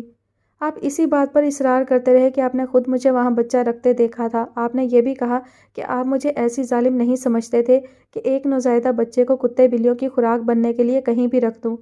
آپ نے یہ بھی کہا کہ کیا میں جانتی تھی یہ پولیس کیس بن سکتا تھا؟ بالکل، میں نے ایسا ہی کیا، چودھری صاحب نے اعتراف کیا۔ میں آپ کے انکار کے باوجود چاہ رہا تھا کہ آپ ذرا دباؤ میں آ کر اعتراف کر لیں کہ بچہ آپ نے رکھا تھا تو میں بچے کو آپ کے حوالے کر دوں، لیکن 2 بار رابطے کے بعد آپ یوں غائب ہوئیں جیسے کسی سینگوں والے جانور کے سر سے سینگ غائب ہو جائیں۔ آپ کے خیال میں مجھے اور کیا کرنا چاہیے تھا؟ فلزہ کے لہجے میں بے بسی اتری۔ بچہ کتے بلیوں کا شکار ہو گیا، پولیس کیس بن سکتا تھا، میری عمر اس وقت کم تھی، میں غیر شادی شدہ تھی، اس خوفناک رات کا تذکرہ کسی سے کر سکتی تھی، نہ ہی کسی سے مدد مانگ سکتی تھی۔ میرے بہن بھائی، میرا خاندان، میرا کیریئر، سب کے سامنے میرا وجود ایک سوالیہ نشان بن سکتا تھا۔ میں ڈر گئی، میں نے قتل ہوتے نہیں دیکھا تھا مگر میں جائے وقوع پر موجود تھی۔ میں نے گردن کٹی لاش دیکھی تھی اور خون کی جھیل بھی۔ میں نے آلہ قتل قاتل کے ہاتھ میں دیکھا تھا اور میں نے وہ سارا دن قاتل کے ساتھ گزارا تھا۔ کیا کیا خوف، کیسے کیسے اندیشے نہ ہوں گے میرے سامنے۔ ایسے میں آپ ہی بتائیے، غائب ہو جانے سے بہتر میرے پاس چارہ کیا تھا؟ ایک بچے کی لاش سے چلتے پولیس کے قدم بلال سلطان کے ہاتھوں ہونے والے قتل تک پہنچتے، اور میں کہاں کہاں نہ پھنستی، آپ ہی بتائیے۔ میرے پاس کوئی دوسرا راستہ تھا کیا؟ تمہیں پتہ ہے تمہارے اس من گھڑت مفروضے نے میرا کیا حال کیا؟ بلال سلطان فلزا کی وضاحت پر ایک مرتبہ پھر دانت پیستے ہوئے اس کی طرف بڑھے۔ تم جانتی ہو میں نے اس بس سٹاپ جس کا تم نے بتایا تھا اور اس کے ارد گرد کا سارا علاقہ چھان مارنے میں کتنا وقت صرف کیا؟ تمہیں کیا معلوم اس بس سٹاپ پر کتنے ہی سال گھنٹوں بیٹھ کر میں اپنے اس معصوم بچے کو کتنا رویا ہوں، جس کی دنیا میں آمد کا مجھے کس شدت سے انتظار تھا اور جس کی میں شکل بھی ڈھنگ سے نہ دیکھ سکا تھا۔ چودھری صاحب، وہ چودھری سردار کی طرف مڑے، کبھی موقع ملے تو جا کر دیکھیے گا اس پسماندہ غیر آباد غیر معروف علاقے کے اس بس سٹاپ کو اپنے بچے کی یاد میں نے کیا سے کیا بنا دیا۔ مسافر خانہ، ریسٹورانٹ، فلٹرڈ پانی کے الیکٹرک کولر، مسجد، قیمتی ترین ٹائلز سے سجے فٹ پاتھ۔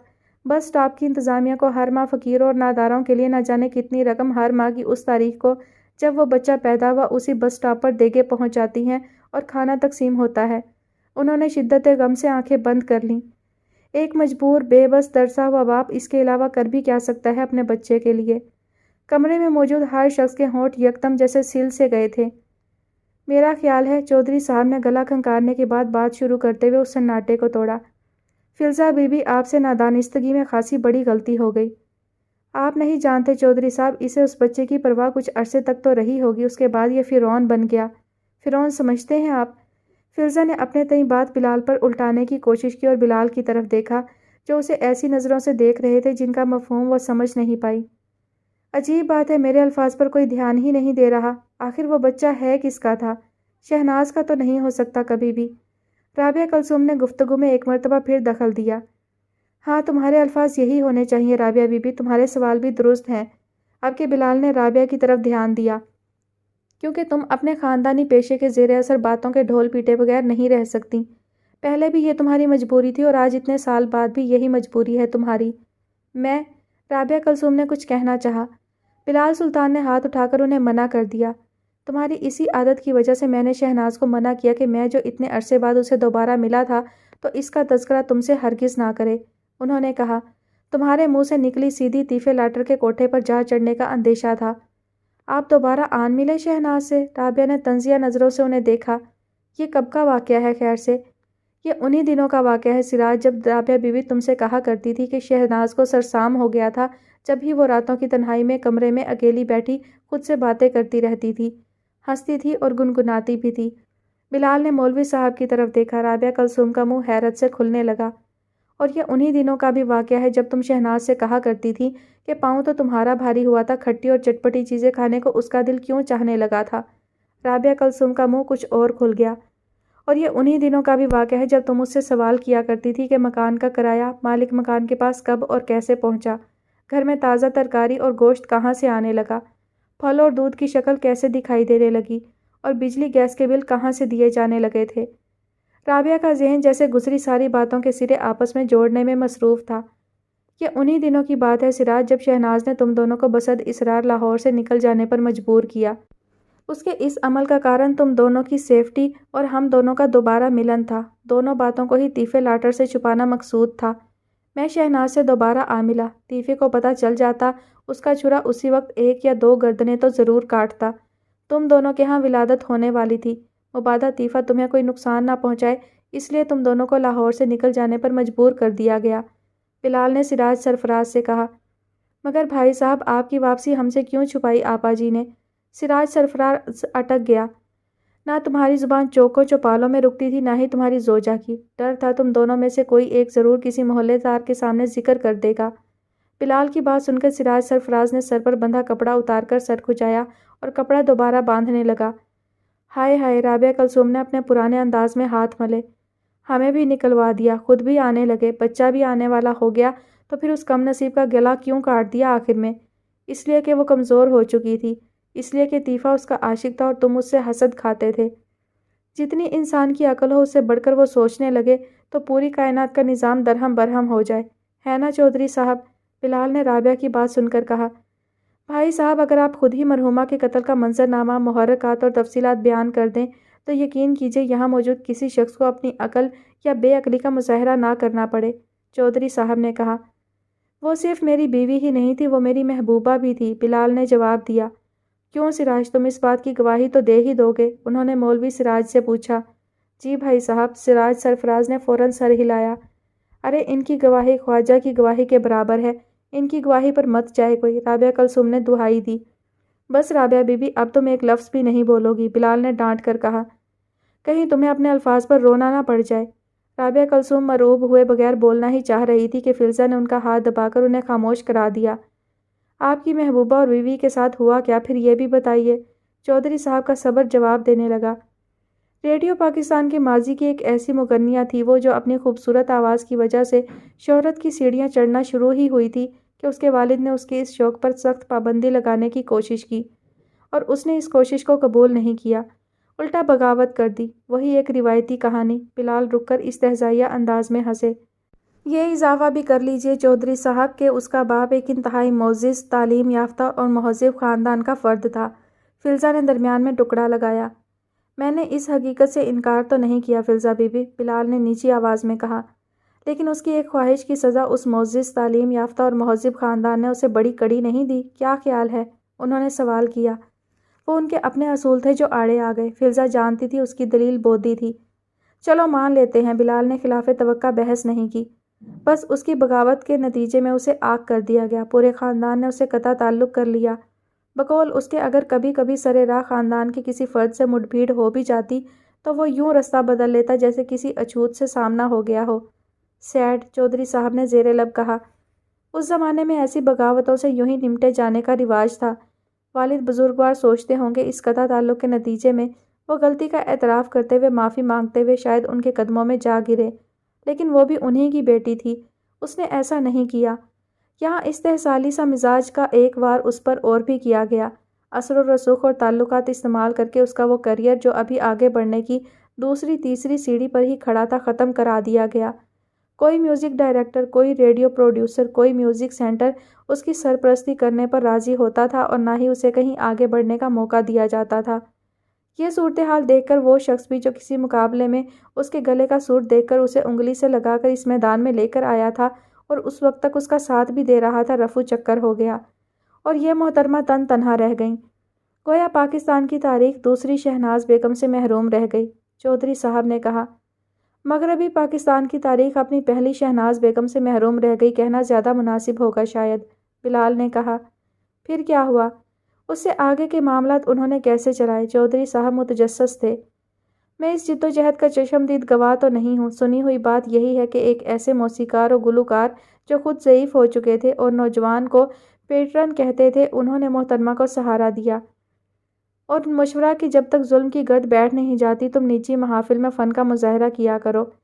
تمہاری آواز اچھی ہے اور اچھی آواز کے قدردان بہت لوگ تمہیں سننے ضرور آئیں گے۔ سو اسی مشورے کے نتیجے میں اندرون لاہور کے اس محلے میں وہ گھر لیا گیا جہاں آپ رابعہ بی بی ان سے اتفاقاً آ ٹکرائیں، اور آپ نے ان کی محبت میں تہذیب کے چند قدم چلنا سیکھ لیے۔ بلال کے لہجے میں ایک مرتبہ پھر تلخی اور طنز اتر آیا۔ میری خوش قسمتی تھی وہ اتفاقاً ٹکراؤ، میری زندگی سنور گئی، اور آج تک جو صراط مستقیم میرا راستہ ہے وہ اسی نیک روح کی صحبت کا نتیجہ ہے، رابعہ نے مضبوط آواز میں جواب دیا۔ اچھا، بلال استہزائیہ انداز میں بولے۔ پھر انہوں نے دھیان مولوی صاحب کی طرف کر لیا۔ اس چھوٹے سے کرائے کے مکان کے صحن میں محافل موسیقی سجتی اور فن کے قدردان حاضرین بننے لگے۔ یہاں ایک نکتہ بڑا اہم اٹھ گیا، اور وہ نکتے تھے اہل محلہ۔ چودھری صاحب، آپ محلے والوں کی سو کالڈ طاقت سے تو واقف ہی ہوں گے۔ ایک بہت بڑا فیکٹر بن جاتی ہے یہ طاقت انسانوں کی زندگیوں میں۔ بالکل، چودھری صاحب نے سر ہلایا۔ اس طاقت نے شہناز کے سر پر منڈلانا شروع کر دیا، اس پر دباؤ ڈالنا شروع کر دیا کہ شریفوں کے محلے میں گانا بجانا نہیں چلے گا۔ شریفوں کا محلہ سمجھتے ہیں نا آپ چودھری صاحب؟ ایک بار پھر بلال نے چودھری صاحب سے تائید چاہی۔ بالکل بالکل، چودھری صاحب نے سر ہلایا۔ یہ اور بات کہ شریفوں کے اس محلے پر اصل حکومت بدماش کر رہے ہوں، اور بدماشوں کی سرپرستی میں سب دھندے خفیہ خفیہ شریفوں کے اسی محلے میں چل رہے ہوں۔ بلال نے کچھ یاد کرتے کرتے سر جھٹکا۔ بس ایسا ہی حال کچھ شریفوں کے اس محلے کا بھی تھا جس کی سرپرستی عبداللطیف عرف طیفہ لاٹر کر رہا تھا۔ شہناز کو اہل محلہ نے دھمکانا شروع کیا اور طیفہ لاٹر شہناز اور اہل محلہ کے درمیان آ گیا۔ اس نے اہل محلہ کی شرافت کو چپ کا روزہ رکھوا دیا اور شہناز کو ہر طرح فیسیلیٹیٹ کرتے ہوئے اس کے کاروباری زندگی کا سرپرست بن گیا۔ اللہ کی مار پڑے موئے پر آگ لگ جائے اس کے اگلے پچھلوں کو، مرتے کو پانی نصیب نہ ہو کل موئے کو۔ رابعہ کلثوم یہاں خود پر قابو نہ رکھ سکی۔ چودھری صاحب نے چونک کر رابعہ کی طرف دیکھا۔ حیران مت ہوں چودھری صاحب، رابعہ بی بی اپنی آبائی فطرت کے ہاتھوں مجبور ہیں۔ ان کے آبا یا تو دوسرے لوگوں کی پگڑیاں سنبھالنے کا کام کرتے تھے یا پگڑیاں اچھالنے کا۔ دو ہی کام ان کو بھی آتے ہیں، لوگوں کے بھاگ لگے رہنے کی دعا یا ان کے جہنم واصل ہونے کی بد دعا۔ دونوں طرف انتہا ہے، بلال نے کہا۔ رابعہ نے ایک مرتبہ پھر کچھ کہنے کے لیے منہ کھولا مگر فلزہ کے اشارے پر خاموش رہ گئیں۔ وہ تو مرحومہ کا سرپرست بن گیا۔ یہ بتائیے آپ کی انٹری کس طرح ہوئی ان کی زندگی میں؟ چودھری صاحب نے سوال کیا۔ میں تو اس وقت ایک مسکین سی زندگی گزار رہا تھا، یتیم یسیر دوسروں کے ٹکڑوں پر پلنے والا بچہ تھا جو بڑا ہوا تو اپنے پیروں پر خود کھڑا ہونے کی تلقین کر کے گھر سے نکال دیا جا چکا تھا۔ ایک سے دوسری نوکری کو سوئچ کرتا، روزگار کے حصول کے لیے ہاتھ پاؤں مارتا۔ میں ایک ایسے شخص سے دوستی اختیار کر چکا تھا جس کے پاس تھوڑا بہت ایسا سرمایہ تھا جس سے وہ کاروبار شروع کرنا چاہتا تھا۔ میری دوستی نے اسے یقین دلا دیا کہ وہ کاروبار جسے وہ شروع کرنا چاہتا تھا اس کے لیے اسے میرے جیسے ذہین اور تیز ترار شخص کی ہی ضرورت تھی۔ ہم دونوں اس متوقع کاروبار کی تفصیلات ڈسکس کرتے رہتے تھے۔ جب مجھے معلوم ہوا کہ وہ شخص اس مغنیہ کی غزل سننے ہر رات اس کے گھر جایا کرتا تھا جس کی ایک غزل میں نے کبھی ریڈیو پر سنی تھی اور دوبارہ سننے کی خواہش ہی کرتا رہ گیا تھا، میرے شوق اور پسند کو دیکھتے ہوئے میرا دوست ایک رات مجھے بھی وہاں لے گیا۔ ایک بار کا وہ جانا بار بار جانے کا شاخسانہ بن گیا۔ میں آواز کا مداح تھا، زلف کا اسیر ہوا اور شناسائی بڑھانے کا متمنی ہونے لگا۔ اتفاق کی بات یہ ہے کہ دوسری طرف کی نظروں نے بھی مجھے خود میں بسا لیا۔ اس طرح دونوں طرف برابر لگ گئی اور ایسی لگی کہ لگی لگی میں یہ اندازہ ہی نہیں ہوا کہ کوئی اور بھی ہے جو میری طرح زلف کا اسیر ہو چکا تھا اور اسی لیے سرپرستی پر بھی مامور ہوا تھا۔ یعنی وہی بدماش اعلیٰ طیفہ لاٹر، چودھری صاحب نے کہا۔ وہی، بلال نے سر ہلایا۔ ادھر معاملہ بڑھا اور بڑھ کر پیغام نکاح تک پہنچ گیا۔ بس یہیں پر سے خون کی پیاس بھی شروع ہو گئی۔ ہمارا نکاح ہو گیا۔ اس وقت معلوم ہوا کہ موصوف لاٹر صاحب اپنے اور مطلوب کے درمیان آنے والی ہر دیوار ڈھا دینے کے درپے ہو چکے تھے۔ اس وقت میرے مالی حالات یہ تھے کہ راول پنڈی میں دوست کے ساتھ مل کر کاروبار شروع کر چکا تھا۔ کبھی نفع کبھی نقصان کا چکر شروع ہو چکا تھا۔ ہفتے کے 6 دن پنڈی میں گزارتا تھا اور جمعرات کی رات لاہور پہنچتا تھا۔ یہ وہی دن تھے جب لباس کی رفو گری اور دل کی دل بستگی کا آغاز ہوا تھا۔ کسی کے ساتھ میں کسی کے دل میں بس جانے کا کیا مزہ ہوتا ہے محسوس ہونا شروع ہوا تھا۔ یہ احساس ہی نہیں ہوا کہ کسی کی آنکھ میں میرے لیے خون اتر چکا تھا۔ رابعہ بی بی اور سراج سرفراز اس کے بعد پیش آنے والے واقعات کے عینی گواہ ہیں۔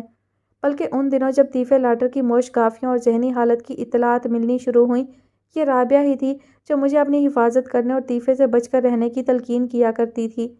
بلال نے رابعہ کی طرف دیکھا جنہوں نے یہ بات سن کر ناگواری سے سر جھٹک کر چہرہ دوسری جانب پھیر لیا۔ یعنی وہ آپ کے قتل کے در پہ تھا، چودھری صاحب نے کہا۔ ظاہر سی بات ہے، دشمنی ہمیشہ رقیب روسیہ سے ہی ہوتی ہے، کسی ایرے گیرے سے نہیں ہوتی۔ پھر آپ بچ کیسے گئے؟ بچ اس لیے گیا کہ خدا کو میری زندگی منظور تھی، ورنہ اس شخص نے تو کئی بار کوشش کی۔ آپ سمجھ چکے تھے کہ آپ کو اس سے جان کا خطرہ تھا، آپ نے کہیں اپیل کیوں نہیں کی، کہیں کوئی درخواست کیوں نہیں دی؟ چودھری صاحب، میں نے بتایا کہ اس زمانے میں میرا ذریعہ معاش غیر یقینی صورتحال سے دوچار تھا۔ گھر والی اور آنے والے بچے کے احساس نے مجھے لاپرواہی چھوڑ کر سنجیدگی سے اپنے قدم جمانے کی کوشش میں تو لگا دیا تھا، مگر پھر بھی میں ابھی ایک غریب آدمی تھا، ساتھ ہی ساتھ بدقسمتی سے شریف بھی تھا، اور طیفہ اس زمانے کے مافیا والوں کا بندہ تھا، سلطانہ ڈاکو ٹائپ شخص، امیروں کے ساتھ جرم اور غریبوں کا ہمدرد قسم کا انسان۔ کسی کو قتل کرنا، کسی کو اغوا کر لینا، بھتے لینا اور جگہ جگہ دھندوں کے اڈے چلانا۔ اس زمانے میں تازہ وارد ہوئی ہیروئن کی سمگلنگ اور کاروبار میں ملوث وہ شخص ویسا ہی تھا جسے عرف عام میں کن ٹٹا کہتے ہیں۔ اوہ، چودھری صاحب کے منہ سے بے اختیار نکلا۔ اب میں ایک ریسورس لیس شخص اس سے ماتھا لگانے پر قادر نہیں تھا۔ اوپر سے بیوی کی نصیحتیں اور مشورے، طیفے سے بچ کر رہو، اس سے بچو، چاہے اس کے لیے میرے پاس آنا چھوڑ دو، کیونکہ طیفے نے اپنے جاسوس محلے میں چھوڑ رکھے تھے۔ جیسے ہی میری وہاں آمد کی بھنک اسے پڑتی، وہ چھرا لہراتا کہیں نہ کہیں سے آوارد ہوتا اور مجھے اپنی جان چھپانی پڑتی۔ محلہ بدل لیتے آپ، آسان حل تھا۔ وہ بھی کر کے دیکھ لیا۔ محلہ بدلا، سراج کو چوکیداری پہ بٹھایا، کچھ عرصہ سکون کا گزرا، لیکن پھر موصوف نے اس محلے کا بھی سراغ لگا لیا، اور اس سراغ لگا لینے کا بڑا سبب سراج جیسی بڑی نشانی کا ساتھ ہونا تھا۔ مرد آدمی تھا، گھر میں چھپا بیٹھ نہیں سکتا تھا، باہر دکانوں پر، تھڑوں پر، مسجد میں بیٹھنے اٹھنے لگا، اور ہم پکڑے گئے۔ گویا نئے مکان پر بھی چھرا لہرایا گیا۔ بالکل لہرایا گیا، لیکن وہاں ایسا بھی ہوا کہ میرے بڑے بیٹے کی پیدائش کے ساتھ ہی وہ کاروبار جو شروع کیا تھا اس کے چل پڑنے کی امید پیدا ہو گئی، اور میرا زیادہ وقت پنڈی میں گزرنے لگا۔ گویا سعد آپ کے لیے سعد ہی ثابت ہوا، آپ کہہ سکتے ہیں، جبکہ میرا اس وقت خیال مختلف تھا۔ سعد ابھی بہت چھوٹا تھا جب دشمنی میں مجھ پر بس نہ چلنے پر طیش میں آ کر طیفے نے محبوبہ کو ہی زد پر رکھ لینے کا فیصلہ کرتے ہوئے کسی بہانے اسے زہر آلود کانجی پلوا دی۔ اوہ، زہر آلود کانجی، وہ اس حملے میں بچ گئیں کیا؟ چودھری صاحب نے پوچھا۔ جی ہاں، وہ بچ گئی۔ بلال کے لہجے میں افسردگی اتری، اور اسے بچ جانا ہی تھا، کیونکہ طیفے کا مقصد اسے جان سے مار دینا تو تھا ہی نہیں۔ وہ سمجھتا تھا کہ میں شہناز کی صورت اور گلے کے سر کا اسیر تھا۔ اس نے ان دونوں کو نشانہ بنایا۔ زہر خورانی کے نتیجے میں اس کے گلے کا سر بھی گیا اور چہرے کی خوبصورتی بھی۔ چہرہ پہلے زخم ہوا اور زخم مندمل ہو جانے پر داغدار ہو گیا۔ رابعہ کلثوم کے منہ سے آہ نکلی، اور ساتھ ہی جیسے انہوں نے وہ چہرہ یاد کرتے ہوئے شدت کرب سے آنکھیں میچ لیں۔ او مائی گاڈ، چودھری صاحب نے رابعہ کلثوم کی طرف دیکھتے ہوئے کہا۔ میری سمجھ میں یہ نہیں آ رہا کہ آپ اپنی زوجہ اور بچے کو اپنے ساتھ پنڈی کیوں نہیں لے گئے تھے؟ میں یہی کرنے کا منصوبہ بنا رہا تھا۔ پنڈی میں اس وقت تک میں چند لوگوں کے ساتھ ایک گھر شیئر کر کے رہ رہا تھا۔ فیملی کو ساتھ رکھنے کے لیے کرائے کا مکان الگ سے لینا پڑتا۔ دیگر ضروریات بھی پوری کرنے کے لیے ماہانہ مستقل آمدنی درکار تھی، جو اس وقت میرے پاس مستقل نہیں آ رہی تھی۔ شروع کی آمدنی سے میں نے ایک سیکنڈ بلکہ تھرڈ ہینڈ گاڑی خریدی، جو اپنی محبت کے اظہار کے طور پر بیوی کو تحفتاً پیش کر دی۔ آپ جانتے ہیں، محبت کے اولین اظہار، اس وقت صرف رومانس یاد ہوتا ہے، غم روزگار کا ہوش تو بہت بعد میں آتا ہے۔ گاڑی خریدنے کے نتیجے میں مقروض بھی ہو گیا، اور اکثر آمدنی وہ قرض اتارنے میں صرف ہونے لگی۔ لہٰذا میں فیملی کو ساتھ رکھنے کی خواہش کے باوجود ابھی تک اپنے ساتھ نہیں لے جا سکا۔ بلال دم لینے کو رکے۔ رابعہ کلثوم نے ایک بار پھر سر جھٹک کر منہ دوسری طرف پھیر لیا۔ یہاں وسائل اور پیسے کی کمی ایک اور ستم ظریفی ساتھ لے آئی۔ بیوی کا چہرہ اور آواز گئی، اور بچے نے بلوغت کا سفر شروع کرنے کے ساتھ ہی ماں کو دیکھ کر ڈرنا شروع کر دیا۔ اس قدر خراب حالت ہو چکی تھی کیا چہرے کی؟ آخر ملایا کیا گیا تھا اس کانجی میں؟ لیب ٹیسٹ نہیں کروایا آپ نے اس کا؟ سندور پلا کر آوازیں بٹھانے کے قصے تو میں نے سن رکھے ہیں، مگر یہ کس قسم کا زہر تھا جو چہرہ بھی بدنما کر گیا؟ چودھری صاحب نے کہا۔ خدا ہی جانتا ہے کہ وہ زہر کیسا تھا، مجھ پر تو وہ وقت ہی بہت کڑا تھا۔ بیوی زخم چہرہ اور گلا لیے سرکاری ہسپتال میں پڑی تھی۔ بچہ روتا چیختا چلاتا تھا، اور کاروبار کو چھوڑا نہیں جا سکتا تھا۔ میرا ایک پاؤں لاہور، دوسرا پنڈی میں رہنے لگا۔ علاج معالجے کا خرچہ الگ سر پر آن پڑا تھا۔ پیسہ چودھری صاحب، پیسہ دنیا کی اتنی بڑی حقیقت ہے کہ اس سے انکار ممکن نہیں۔ میں نے ان دنوں اسی پیسے کی کمی کے ہاتھوں خود کو کیسا بے بس اور مجبور محسوس کیا، یہ میں ہی جانتا ہوں۔ کہاں سے اتنا ڈھیر پیسہ لاتا جو سارے مسائل جادو کی چھڑی سے ختم کر دیتا؟ سراج، تمہیں یاد تو ہوں گے وہ دن؟ بلال نے سراج سرفراز کی طرف دیکھا۔ الامان، الامان، سراج سرفراز نے کانوں کو ہاتھ لگاتے ہوئے کہا۔ آپا جی کے چہرے کے زخموں میں ریشہ پڑ گیا، اور بدبو ایسی آنے لگی تھی کہ قریب کھڑا نہ ہوا جاتا تھا۔ اس وقت وہ رابعہ بیگم کا حوصلہ تھا کہ خدمت کی اور جی جان سے کی۔ رابعہ کلثوم نے آنسوؤں کی بہتی قطار کو چہرے پر سے پونچھا۔ بس چودھری صاحب، ان سب المیوں پر بھاری وہ المیہ تھا جب بچے نے ماں کی شکل دیکھ کر ڈرنا، بدکنا اور رونا شروع کر دیا۔ وہ ممتا کی ماری اسے گود میں لینے کی تمنا کرتی، بچہ رابعہ بی بی کی گود سے نکلنے کا نام نہ لیتا، ایسا چیختا چلاتا کہ مجبوراً اسے ماں کے سامنے سے دور لے جانا پڑتا۔ اور وہ کمبخت طیفہ لاٹر، اس کا کیا ہوا؟ درمیان میں کچھ عرصہ وہ غائب رہا۔ بہت بعد میں مجھے پتہ چلا کہ منشیات کے کسی کیس میں گرفتار ہو گیا تھا۔ وہ تو پھر چین کے دن ہوں گے آپ کے لیے۔ ہوتے ضرور ہوتے اگر بچہ یوں تنگ نہ کرنے لگ جاتا، بلال نے کہا۔ بچے کی دن بدن بڑھتی چڑچڑاہٹ اور خود سے گریز دیکھ کر ماں نے دل پر پتھر رکھ کر مجھ سے کہا، اسے اپنے ساتھ لے جاؤ۔ میرے قریب تو آتا نہیں، تمہارے ساتھ رہے گا تو کم سے کم باپ سے مانوس تو ہو ہی جائے گا۔ یہ بڑی کڑی فرمائش تھی۔ میں پنڈی میں آزاد وقت گزارتا تھا۔ دن کا نکلا رات کو سونے کے لیے گھر آتا تھا۔ وہاں میرے سر پر کوئی ذمہ داری نہ تھی، لیکن اس بیچاری کا دکھ بھی سمجھتا تھا۔ بچہ سامنے رہتا اور اس کے پاس آنے سے انکاری ہوتا تو اس کے دل پر کیا گزرتی تھی۔ شاید اسی لیے خود سے دور لے جانے کا کہتی تھی۔ اس کے اصرار اور ضد پر میں نے ویسا ہی کرنے کا ارادہ کر لیا جیسا وہ چاہتی تھی۔ ساتھ ہی ساتھ اس سے وعدہ کر کے اٹھا کہ جلد ہی اتنا پیسہ کما کر لوٹوں گا کہ اس کے چہرے کی پلاسٹک سرجری کرا کر اس کو دوبارہ وہی شکل لوٹا سکوں جسے دیکھ کر بچہ نہ بدکے گا نہ روئے گا۔ گویا وہ حادثہ ان سے آپ کی محبت پر کوئی اثر نہ ڈال سکا۔ دشمن کا وہ وار بھی رائے گاں گیا۔ چودھری صاحب ذرا سا مسکرا کر بولے، محبت چہروں اور آوازوں سے تھوڑی کی جاتی ہے چودھری صاحب، محبت تو روح سے کی جاتی ہے، دل سے کی جاتی ہے، انسان سے کی جاتی ہے، اس کی خوبیوں سے کی جاتی ہے۔ محبت انسان کی غیر مرئی خصوصیات سے کی جاتی ہے چودھری صاحب۔ محبت ٹچیبل سے نہیں کی جاتی، کیونکہ ٹچیبلز سدا رہنے والی چیزیں نہیں ہوتی، یہ تو کبھی بھی کسی بھی وقت ساتھ چھوڑ جاتی ہیں۔ بلال کہہ رہے تھے اور پہلی مرتبہ فلزہ اور رابعہ دم بخود ہو کر ان کو سن رہی تھیں۔ صرف باتیں۔ چند ساعتوں کے بعد رابعہ کلثوم نے بلال کی گفتگو کے سحر سے نکل کر حقیقت کی دنیا میں آتے ہوئے فلزہ سے کہا۔ فلزہ نے ان کا ہاتھ دبایا۔ بہت خوب، چودھری صاحب نے بلال کی بات کو سراہا۔ میں بچے کو پنڈی لے گیا، بچے کو فضل حسین اور میمونہ بھی جیسے فرشتہ صفت لوگوں کے پاس چھوڑا جو اتفاق سے میرے پارٹنر کے گھریلو ملازم تھے اور انہیں اس نے اپنے گھر میں کوارٹر دے رکھا تھا۔ یہ میری خوش قسمتی تھی کہ وہ دونوں میاں بیوی انتہائی مہذب، شائستہ اور رکھ رکھاؤ والے انسان تھے۔ ان دونوں کے پاس سعد کو چھوڑ کر میں مطمئن ہو گیا، لیکن میری قسمت کی کم بختیاں ابھی باقی تھیں۔ سعد کو لے آنے کے بعد دوبارہ لاہور جانے سے پہلے ہی نہ جانے کہاں سے طیفہ میرا پیچھا کرتے پنڈی پہنچ گیا۔ انجانے میں اس نے مجھ پر حملہ کیا۔ وہ تو مجھے مار ڈالنے کے لیے آیا تھا، لیکن وہی کہ خدا کو میری زندگی منظور تھی، اس نے مجھے بچا لیا۔ میں شدید زخمی ہوا اور کتنا ہی عرصہ ہسپتال میں پڑا رہا۔ مائنڈ یو، اس زمانے میں موبائل فونز نہیں ہوتے تھے، لینڈ لائن فون بھی گھر گھر نہیں ہوا کرتے تھے، ڈائریکٹ ڈائلنگ کی سہولت بھی صرف بڑے شہروں کے لیے تھی اور فون کال بہت مہنگی پڑتی تھی۔ بدقسمتی سے میری بیوی کے پاس لینڈ لائن نمبر بھی نہیں تھا اور میں زخمی اس سے رابطہ کرتا تو کرتا ہی کہاں۔ رابعہ کلثوم نے چونک کر فلزہ کی طرف دیکھا، جس نے آگے سے یوں شانے اچکائے جیسے ان حالات سے یکسر ناواقف ہو جو بلال بیان کر رہے تھے۔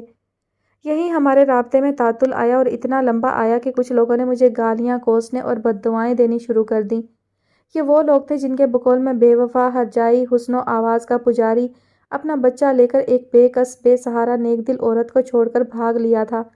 بلال نے طنز بھری ایک نظر رابعہ کلثوم پر ڈالی، جو یہ بات سن کر لاشعوری طور پر سمٹ کر بیٹھ گئی۔ لمبا عرصہ میری کوئی اطلاع نہ ملنے، بچے سے دوری، اپنی حالت زار، ان سب چیزوں نے مل کر میری بیوی کے ذہن پر ایسا اثر ڈالا کہ دل دنیا سے اچاٹ ہو گیا۔ ماہیت قلب وغیرہ کا کوئی چکر ایسا چلا کہ دنیاوی چیزوں سے منہ موڑ کر اللہ سے لو لگا لی۔ اپنا قیمتی سامان بیچ باچ کر سراج اور رابعہ کو ساتھ لے پانی کے جہاز پر بیٹھ کر حج بیت اللہ کر آئیں اور واپسی پر ایسی درویشی اختیار کی کہ جو سامان حج سے ساتھ لے کر آئی تھی گھر کی ڈیوڑی میں بیٹھ کر اسے بیچ کر گزارا کرنے لگی۔ اجوا، کھجوریں، آب زمزم میں بھگوئی تسبیحات، جا نمازیں۔ رابعہ کے کانوں میں ماضی کی آوازیں باز گشت کرنے لگیں۔ یہاں ایک بات بتانی بھول گیا، حج پر جانے سے پہلے سراج اور رابعہ کا نکاح انہوں نے بصد اصرار پڑھایا، کیونکہ نئے محلے والے سراج کی دو نامحرم خواتین کے ساتھ موجودگی پر انگلیاں اٹھانے لگے تھے۔ بصد اصرار، چودھری صاحب نے مولوی سراج اور رابعہ بیگم پر باری باری نظر ڈالی۔ اب سمجھ آیا، انہوں نے جیسے خود سے کہا۔ جی، بصد اصرار، بلال نے چودھری صاحب کے دل کی بات پڑھتے ہوئے کہا، اور اس کے بعد کی کہانی مختصر یہ ہے کہ جیسے ہی میں ہسپتال سے اٹھا، ایک رات کے اندھیرے میں لاہور جا پہنچا۔ گھر کی بیرونی دیوار سے رسی کی سیڑھی اٹکا کر چھت پر چڑھا اور زوجہ کے کمرے کی کھڑکی کے ذریعے اس تک جا پہنچا۔ ایسا آپ نے طیفے لاٹر سے بچنے کی خاطر کیا ہوگا۔ اس سے بچنے کی خاطر بھی اور ان سے بچنے کی خاطر بھی، بلال نے رابعہ اور مولوی صاحب کی طرف اشارہ کیا۔ انسان اپنی فطری جبلت کے ہاتھوں مجبور ہوتا ہے چودھری صاحب۔ ان دونوں کے منہ سے ضرور میرے دوبارہ اس کی زندگی میں آ جانے کی بات نکلتی اور میں پھر سے نظروں میں آ جاتا۔ اس بار میں بہت محتاط رہنا چاہتا تھا۔ آپ کی زوجہ نے یوں غائب ہو جانے پر آپ کو دھتکارا نہیں؟ نہیں، اور ایسا ہو بھی نہیں سکتا تھا۔ بلال کچھ یاد کر کے مسکرائے۔ وہ مجھ سے بدگمان نہیں، ناراض تھی، حالانکہ اسے بدگمان کرنے کی پوری کوشش کی گئی تھی۔ رابعہ نے ایک بار پھر منہ پھیرا۔ وہ خدا خوف با وفا عورت تھی چودھری صاحب، اور اس وقت تو ماہیت قلب ہو جانے کی وجہ سے اور بھی زیادہ خدا خوفی اس کے دل میں اتر چکی تھی۔ گانے بجانے، باپ سے بغاوت اور طیفے جیسے شخص کو روزی روٹی کے ذریعے کا سرپرست بنا لینے پر گھنٹوں پچھتاتی اور دنوں رویا کرتی تھی۔ ساتھ ساتھ اس کا عقیدہ یہ بھی تھا کہ شوہر پرستی مسلمان عورت پر لازم ٹھہری ہے، لہٰذا شوہر کے خلاف کوئی بات منہ سے نکالنا سخت گناہ کی بات ہے۔ کیوں رابعہ بیوی، اتنا تو یاد ہوگا آپ کو؟ رابعہ نے جواب نہیں دیا، ان کا ذہن کسی جمع تقسیم میں الجھ گیا تھا۔ میں نے یوں ہی چوروں کی طرح آنا جانا شروع کر دیا اور اسے اکسایا کہ رابعہ اور سراج سے کہے اپنا ٹھکانہ بدل لیں۔ ان دونوں کے ہاں ولادت متوقع تھی، یہ دونوں بے گناہ ہمارے ساتھ طیفے کی نظروں میں آئے ہوئے تھے۔ سراج بیچارہ تو اس کے ہاتھوں پٹ بھی گیا اور چھرے کے وار بھی سہے اس نے، اسی لیے اس نے ان دونوں کو یزمان منڈی جانے پر مجبور کیا۔ یہ دونوں چلے گئے، پیچھے وہ اکیلی جسے جب میں ملنے جاتا اسے کھل کر مجھ پر نثار ہونے کا موقع ملنے لگا۔ رابعہ اور سراج کی رخصتی سے پہلے اس نے مجھے بتایا وہ امید سے تھی۔ یقین جانیے چودھری صاحب، اتنی خوشی مجھے سعد کی آمد کی خبر سن کر نہیں ہوئی تھی جتنی اس بچے کی خبر سن کر ہوئی تھی۔ شاید اس لیے کہ اس وقت میں معاشی طور پر بدحال اور عمر میں بھی کم تھا۔ سعد کے آنے کا سن کر مجھے لگتا تھا عجیب سی ذمہ داریاں سر پر آن پڑیں گی، مگر اس بچے کی دفعہ میرے قدم جم رہے تھے۔ پیسہ جو ہمیشہ میرا وقت مجھے دینے سے انکار کر دیتا تھا میرے بینک اکاؤنٹ میں آنے لگا تھا۔ میں سوچا کرتا تھا سعد کا نام تو ہم نے یوں ہی سعد رکھ دیا، اصل میں تو یہ بچہ سعد ہوگا۔ بلال نے سر جھٹکا۔ میری قسمت، وہ بچہ دنیا میں آ کر بھی میرا نہ رہا۔ بلال کی آواز بھر آ گئی۔ میں نے پلان بنایا شہناز کے ہاں ولادت ہونے تک میں پنڈی میں گھر لے کر اسے سوار بنا چکا ہوں گا۔ سعد کو فضل اور میمونہ سمیت وہاں لے آؤں گا اور پھر آنے والے بچے کو بھی ان دونوں کے حوالے کر کے خود شہناز کو لے کر بیرون ملک جاؤں گا اس کا علاج کروانے۔ میرے دن پھر رہے تھے مگر میں کنجوسی کرتے ہوئے پیسہ جمع کر رہا تھا، وہ پیسہ جو مستقبل کے اچھے دنوں کی نوید تھا۔ میں نے دن میں بھی خواب دیکھنے شروع کر دیے تھے۔ میری زندگی کا وہ وقت سنہری ترین تھا جسے اب بھی میں دوبارہ پانا چاہتا ہوں، مگر اس کی طرف لپکتے ہوئے میرے ہاتھ خالی رہ جاتے ہیں۔ فلزا، انہوں نے فلزا کی طرف دیکھا۔ انہی دنوں میری زندگی میں تمہاری بھی آمد ہوئی تھی، تمہیں میرے وہ دن یاد ہوں گے، ذرا ذرا سی خوشحالی میرے حلیے سے ٹپکتی ہوگی۔ فلزا نے آنکھیں میچ لی، شاید اسے بھی کچھ یاد آ گیا تھا۔ عرصے کے بعد میں خوش رہنے لگا تھا، قدم قدم پر بڑا ہوتا سعد مجھے جی جان سے پیارا لگنے لگا تھا۔ وہ میری بات نہیں سمجھتا تھا، پھر بھی میں اسے آنے والے اچھے دنوں کی باتیں سنانے لگا تھا۔ فلزا جیسے مصوروں، دانشوروں اور ادیبوں کی محفلوں تک میری رسائی ہونے لگی تھی۔ زندگی بوجھ، پریشانی، مسلسل دباؤ سے آزاد ہوتی دکھائی دینے لگی تھی۔ اپنے سامنے وہ زندگی آنے لگی تھی جو میرا خواب تھی، ویسی زندگی جیسا میں تھا۔ لیکن وہ کہتے کہتے رکے۔ خواب اور آدرش، سپنے اور خواہشات یوں پوری ہو جانا میرا مقصوم ہی نہ تھا۔ خواہشوں اور خوابوں کی سرزمین سے عمر بھر کی جلا وطنی ہی میرا مقدر تھا۔ انہوں نے اپنے مخاطبین کی طرف دیکھا جن کے چہرے افسردہ ہونے لگے تھے اور ہونٹ خاموش تھے، جیسے کسی المیہ فلم کے کلائمیکس تک پہنچتے پہنچتے دیکھنے والوں کے ہو جاتے ہیں۔ فلزا بی بی کو وہ رات یاد ہے اور میں جانتا ہوں کہ کیوں یاد ہے۔ توقف کے بعد بلال کی آواز دوبارہ گونجی۔ فلزا ظہور تم مجھ پر غصہ کرنے اور مجھے واجب القتل قرار دے دینے میں شاید حق بجانب تھی۔ انہوں نے فلزا کو براہ راست مخاطب کیا۔ مگر میرا خدا گواہ ہے میں تمہیں کوئی دھوکہ نہیں دے رہا تھا، میں واقعی تمہارے صرف فن کا قدردان تھا۔ تم اتنا ہنرمند ہوتے ہوئے بھی گمنامی کی زندگی گزار رہی تھی۔ میں اپنے تازہ تازہ کمائے پیسے اور تعلقات کے سر پر تمہیں لائم لائٹ میں لانا چاہتا تھا، کیونکہ میں جانتا تھا کہ انسان نہ چاہتے ہوئے بھی گمنام رہے تو اس کی زندگی کیسا بڑا المیہ بن جاتی ہے۔ میں اسی مقصد کے لیے تمہیں اس رات لاہور لے کر گیا تھا، نصف شب جو تمہارے لیے مڈ نائٹ ان ہیون تھی اور میرے لیے نئی صبح کی نوید اور میرے درمیان آخری ساعت تھی۔ شہناز کو مڈ وائف نے انہی دنوں ولادت کا بتا رکھا تھا اور نہ جانے کیوں میرا دل کہتا تھا وہ دن اس نصف شب کی گود سے نکلنے والا دن ہی تھا۔ میں نے اسے لینڈ لائن فون لگوا کر دے رکھا تھا۔ لاہور پہنچتے ہی اس سے بات کی، اس نے بتایا وہ ٹھیک تھی۔ میں نے سوچا تمہیں دوستوں کی محفل میں متعارف کروا کر اور سامان مصوری دلوا کر کہیں ٹھہراؤں گا اور خود شہناز کے پاس چلا جاؤں گا، لیکن اسی شام اس سے فون پر رابطہ کرنے پر معلوم ہوا اچانک اس کی طبیعت بگڑ گئی تھی اور مجھے فوراً اس کے پاس جانا تھا۔ محلے میں موجود مڈ وائف اسی روز کسی فوتیدگی پر چلی گئی اور وہ اکیلی تھی۔ اس ایمرجنسی میں تم نے بتایا تم تو لاہور میں کسی کو جانتی تک نہیں۔ وہ تمہاری غلط بیانی تھی، لیکن تمہیں اس بات کا مارجن دیا جا سکتا ہے کہ تم دل کے ہاتھوں مجبور تھیں۔ تم میرے ساتھ مزید وقت گزارنا چاہتی تھی، تم ناواقف تھیں کہ آنے والے وقت کا کیا پتہ رومانس سے بھرپور ہو یا خون آشام نکل آئے، اسی لیے بنا سوچے سمجھے میرے ساتھ چل دیں۔ وہ ڈھلتی شام، اترتا اندھیرا یاد ہوگا تمہیں جب میں دیوانہ وار اس محلے کی گلیوں میں بھاگ رہا تھا اور تم میرے پیچھے آ رہی تھی۔ میرا خیال تھا کہ میں شہناز کو اٹھا کر کسی بہترین ہسپتال میں لے جاؤں گا، لیکن جب تک میں اس تک پہنچا مجھے دیر ہو چکی تھی۔ وہ اکیلی ہی تخلیق کا درد سہ سہ کر بے حال ہو چکی تھی اور نئی جان کے وجود میں آنے میں شاید کچھ ہی دیر باقی تھی۔ میں پہلے ہی گلیوں سے بھاگ کر آنے کی بے احتیاطی کر چکا تھا۔ باہر نکل کر کسی محلے دار خاتون کو بلانا میرے لیے ممکن نہیں تھا، جب ہی میں نے کوئی تجربہ نہ ہوتے ہوئے بھی وہ کام خود سر انجام دینے کا فیصلہ لمحوں میں کر لیا۔ فلزہ جانتی ہے وہ صورتحال کیا تھی۔ اس کو بھی میں نے اپنی مدد کے لیے کہا، جبکہ یہ شہناز کو پہچان چکی تھی، لیکن شناسائی پر رقابت غالب آ گئی اور یہ کمرے سے باہر چلی گئی۔ جیسے تیسے ولادت ہو گئی۔ میں نے بچے کو ہاتھوں میں اٹھایا ہی تھا کہ مجھے اپنی قمیض پیچھے سے کھینچتی محسوس ہوئی۔ میں نے بچہ چارپائی پر رکھا اور مڑ کر دیکھا، وہ ازلی و ابدی منحوس چھرا میرے سامنے تھا۔ اس وقت مجھے موت سے شاید کوئی نہیں بچا سکتا تھا۔ میری نظروں کے سامنے میرے خوابوں کی وادی جل کر خاک ہو جانے کا منظر گھومنے لگا۔ میری طرف ایک وار آیا، میں نے ٹرانس کی کیفیت میں ہی اس وار کو روک لیا، اور پھر باقاعدہ جیسے ایک کشتی سی شروع ہو گئی۔ موت ایک قدم کے فاصلے پر کھڑی تھی اور میں زندگی کی لڑائی لڑنے کے لیے ذہنی طور پر لمحوں میں تیار ہو چکا تھا۔ میں نہیں جانتا کہ میرے ہاتھوں اور بازوؤں میں اس رات اتنی طاقت کیسے آ گئی کہ میں نے اس کو بے بس کر کے رکھ دیا۔ وہ پسینہ پسینہ ہوا میرے قدموں میں گرا اور میں نے ایک لمحاتی غلطی کر ڈالی۔ میں اپنی نیم اریاں بیوی پر چادر ڈالنا چاہتا تھا، جو اپنے سامنے کا منظر دیکھ کر کراہنا تک بھی بھول چکی تھی۔ میں نے چادر کی تلاش میں ادھر ادھر نظر دوڑائی اور اسی ایک لمحے میں وہ اس کے سر پر پہنچ گیا۔ شاید وہ سمجھ چکا تھا کہ اس رات مجھ پر اس کا بس چلنے والا نہیں تھا۔ اس نے زمین پر گرا چھرا اٹھایا اور بھرائی تھکی ہوئی آواز میں بولا، لے پھر آج سے یہ اگر میری نہیں تو تیری بھی نہیں۔ اس سے پہلے کہ میں کچھ سمجھ پاتا اس نے چھرا شہناز کی گردن پر پھیر دیا۔ لہو کا ایک سمندر تھا کہ میری آنکھوں کے سامنے بہنے لگا تھا۔ نہ کوئی آہ نہ کراہ، میری زندگی جاگنے سے پہلے سو چکی تھی۔ خون کے سمندر نے میری آنکھوں میں بھی خون اتار دیا تھا۔ میں اس کی طرف پاگلوں کی طرح بڑھا۔ وہ کائیاں آدمی تھا، جانتا تھا اب میں کرنی کر گزروں گا۔ اسی کھڑکی کے راستے جس سے وہ اندر آیا تھا تیزی سے باہر کود گیا۔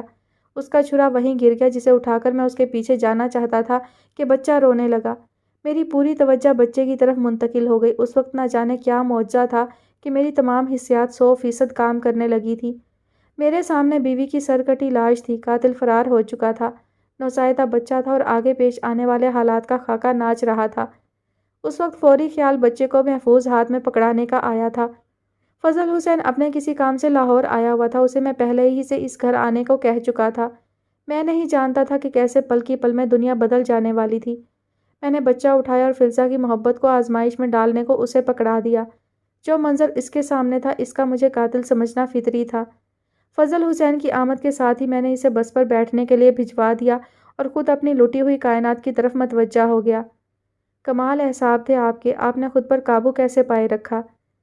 میں نہیں جانتا، میں آج تک نہیں جان پایا کہ خود کو میں نے کنٹرول میں کیسے رکھا۔ مجھے پیش آنے والے حالات صاف نظر آ رہے تھے، میرے ہاتھ خون سے رنگے تھے اور میں خود کو بے گناہ ثابت کرنے میں ناکام ہونے والا تھا۔ چھرا میرے ہاتھ میں تھا اور جائے واردات پر صرف میں ہی موجود تھا۔ پوسٹ مارٹم ہوتا تو کیا کیا ظاہر ہونے والا تھا، یہ بھی جانتا تھا۔ تازہ زچگی سے فارغ ہونے والی عورت قتل ہوئی تھی، اس کا بچہ کہاں تھا؟ فلزہ بھی اس معاملے میں بے گناہ الجھ جاتی، اسی لیے میں نے جذبات کو اعصاب پر حاوی ہونے سے روکا۔ فضل حسین واپس آئے اور پھر سراج اور رابعہ بھی آ گئے۔ یہ جانتے ہوں گے کہ میری کیفیت کیا تھی۔ سراج محبت میں وہ سب کہہ رہا تھا جسے رابعہ نے دہرایا، مگر میں جانتا تھا ان دونوں کی جائے واردات پر موجودگی ان کو بھی گھسیٹ لے گی لمبے مقدموں میں۔ جب ہی وہ دھمکیاں دے کر ان کو وہاں سے نکلنے پر مجبور کیا جن پر آج بھی یہ بدگمان ہے۔ ان کے ساتھ معصوم بچی تھی، میرے بچے ماں سے محروم ہو چکے تھے، وہ بچی بے گناہ رول جاتی۔ میں جس خیال سے انہیں ڈانٹ ڈپٹ کر وہاں سے بھگا رہا تھا اسی خیال پر یہ مجھ سے نالاں ہیں۔ بلال نے سراج اور رابعہ کی طرف دیکھتے ہوئے کہا۔ دونوں نے سر جھکا لیے۔ پھر آگے کیا ہوا؟ پولیس پہنچی یا نہیں؟ آپ پکڑے گئے، اور اگر پکڑے گئے تو آج تک بچ کیسے گئے؟ اس شاطر نے اپنے ہی بندوں کے ذریعے اس مکان میں قتل ہو جانے کی اطلاع کروائی اور پولیس بھجوا دی۔ ابھی میں سوچ ہی رہا تھا مجھے آگے کیا کرنا تھا کہ پولیس میرے سر پر تھی۔ تو آپ پکڑے گئے، ظاہر سی بات ہے، قتل ثابت ہو گیا۔ بلال نے اپنے تنے ہوئے اعصاب کو ڈھیلا کرنے کی کوشش کی اور تھکی ہوئی آنکھوں کو ہاتھ کی انگلیوں سے دبایا۔ میں نے کہا تھا نا چودھری صاحب، خدا کو میری زندگی منظور تھی، حالانکہ ہر بار وہ مجھے ہی قتل کرنے آیا۔ ہر بار میں بچ گیا، آخری بار بھی میں بچ گیا اور وہ چلی گئی جس کے خوبصورت دل کو ابھی میں نے تاعمر پوجنا تھا۔ انہوں نے تعصب سے سر ہلایا۔ میں سوچتا تھا رنگے ہاتھوں پکڑا گیا ہوں، عدم ثبوت کا بھی کوئی امکان نہیں، بس میری موت طیفے کے ہاتھوں نہیں پھانسی کے جھولے پر لکھی تھی۔ لیکن خدا کو ایک مرتبہ پھر میری زندگی منظور تھی۔ میں 6 مہینے جیل میں رہا، پیشیاں اور تاریخیں پڑھتی رہی، میرا تو کوئی گواہ تھا نہ پیروی کرنے والا۔ میں سوچتا تھا یہ پیشے اور تاریخیں محض زندگی کے باقی سانس تھے جو بہرحال مجھے لینے ہی تھے۔ اس دوران سعد کا کیا بنا؟ اللہ جزا دے، فضل حسین کو بہت ہی وفادار ثابت ہوا۔ واحد وہ شخص تھا جو کہتا تھا قتل میں نے نہیں کیا۔ عدالت میں گواہیاں بھی دیتا رہا کہ جائے واردات کا غور سے معائنہ کیا جائے۔ فرش کی گرد پر 2 لوگوں کے قدموں کے نشان یوں موجود تھے جیسے وہ 2 لوگ کشتی کر رہے ہوں۔ کمرے کی دیوار پر جو خون آلود ہاتھوں کے نشان ہیں انہیں بھی معائنہ کیا جائے، مگر ہم کمزور تھے اور ہماری مخالف پارٹی تگڑی تھی۔ وہ جرم کی دنیا کا بادشاہ تھا اور میں بے گناہی کا فقیر۔ اس دوران فضل اور میمونہ نے سعد کی دیکھ بھال یوں کی کہ کیا میں خود کرتا۔ میں کسی بھی پیشی پر پھانسی کے حکم نامے کا منتظر تھا کہ مخالف پارٹی کے گروہ میں پھوٹ پڑ گئی۔ طیفے کے دست راست نے پولیس کے روبرو ان تمام وارداتوں کا اعتراف کر لیا جو کہ کی تو ان لوگوں نے تھی لیکن ڈال کسی اور پر دی تھی۔ انہی وارداتوں میں سے ایک شہناز کا قتل بھی تھا۔ اس شخص نے بتایا قتل کے ارادے سے وہ اور طیفہ اکٹھے نکلے تھے۔ وہ باہر پہرا دے رہا تھا جبکہ طیفہ کھڑکی سے اندر کودا۔ وہ کھڑکی سے ساری کارروائی دیکھ رہا تھا۔ اعلیٰ قتل کے متعلق بھی اس نے تفصیل سے بتایا کہ کہاں سے اور کس نے خریدا۔ اب مقدمے کا رخ ہی بدل گیا۔ اوہ کیسا اتفاق ہے! بلال کے سامعین اب اپنی نشستوں کے کناروں پر بیٹھے متجسس اور حیران تھے۔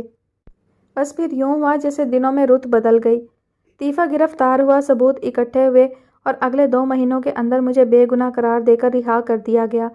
طیفہ اپنے ہی ساتھیوں کی لڑائی کی لپیٹ میں آ گیا۔ ہائے! مختلف طرز کی آوازیں کمرے میں سنائی دیں۔ جسے اللہ رکھے، چودھری صاحب نے کہا۔ جی جسے اللہ رکھے، بلال نے کہا۔ ان کے چہرے پر ایک افسردہ سی مسکراہٹ پھیلی۔ حالانکہ اس وقت مجھے اپنے جیے جانے کا کوئی مقصد سمجھ نہیں آتا تھا۔ جس کے لیے تنکا تنکا جوڑ رہا تھا وہ آشیانہ بننے سے پہلے قتل کر دی گئی۔ جس بچے کا منتظر تھا وہ بقول فلزا کے مر چکا تھا۔ ایک ساتھ تھا جو مجھ سے زیادہ فضل اور میمونہ سے مانوس تھا۔ المیوں کی کوئی قسم نہیں ہوتی چودھری صاحب، المیہ ہزارہا شکل رکھتے ہیں۔ میں اپنے تئیں بہت شاطر ذہن رکھتا ہوں لیکن مجھے آج تک سمجھ نہیں آئی کہ جو ہوا وہ کیوں ہوا۔ رقابت، حسد، غصہ، اختیار، رشک سب مل کر میری معصوم سی محبت کے پیچھے پڑے اور اسے کھا گئے۔ میں ایک عام سا انسان تھا۔ واقعات کی ترتیب نے میرے اندر عام سے خاص بن کر دکھانے کا ریئیکشن پیدا کر دیا۔ مجھے اس پیسے کے حصول کا جنون ہو گیا جو نہیں تھا تو میرا سب کچھ لٹ گیا۔ اب میں اسے اس لیے حاصل کرنا چاہتا تھا کہ اس کے ذریعے اپنے لٹیروں کو لوٹ سکوں۔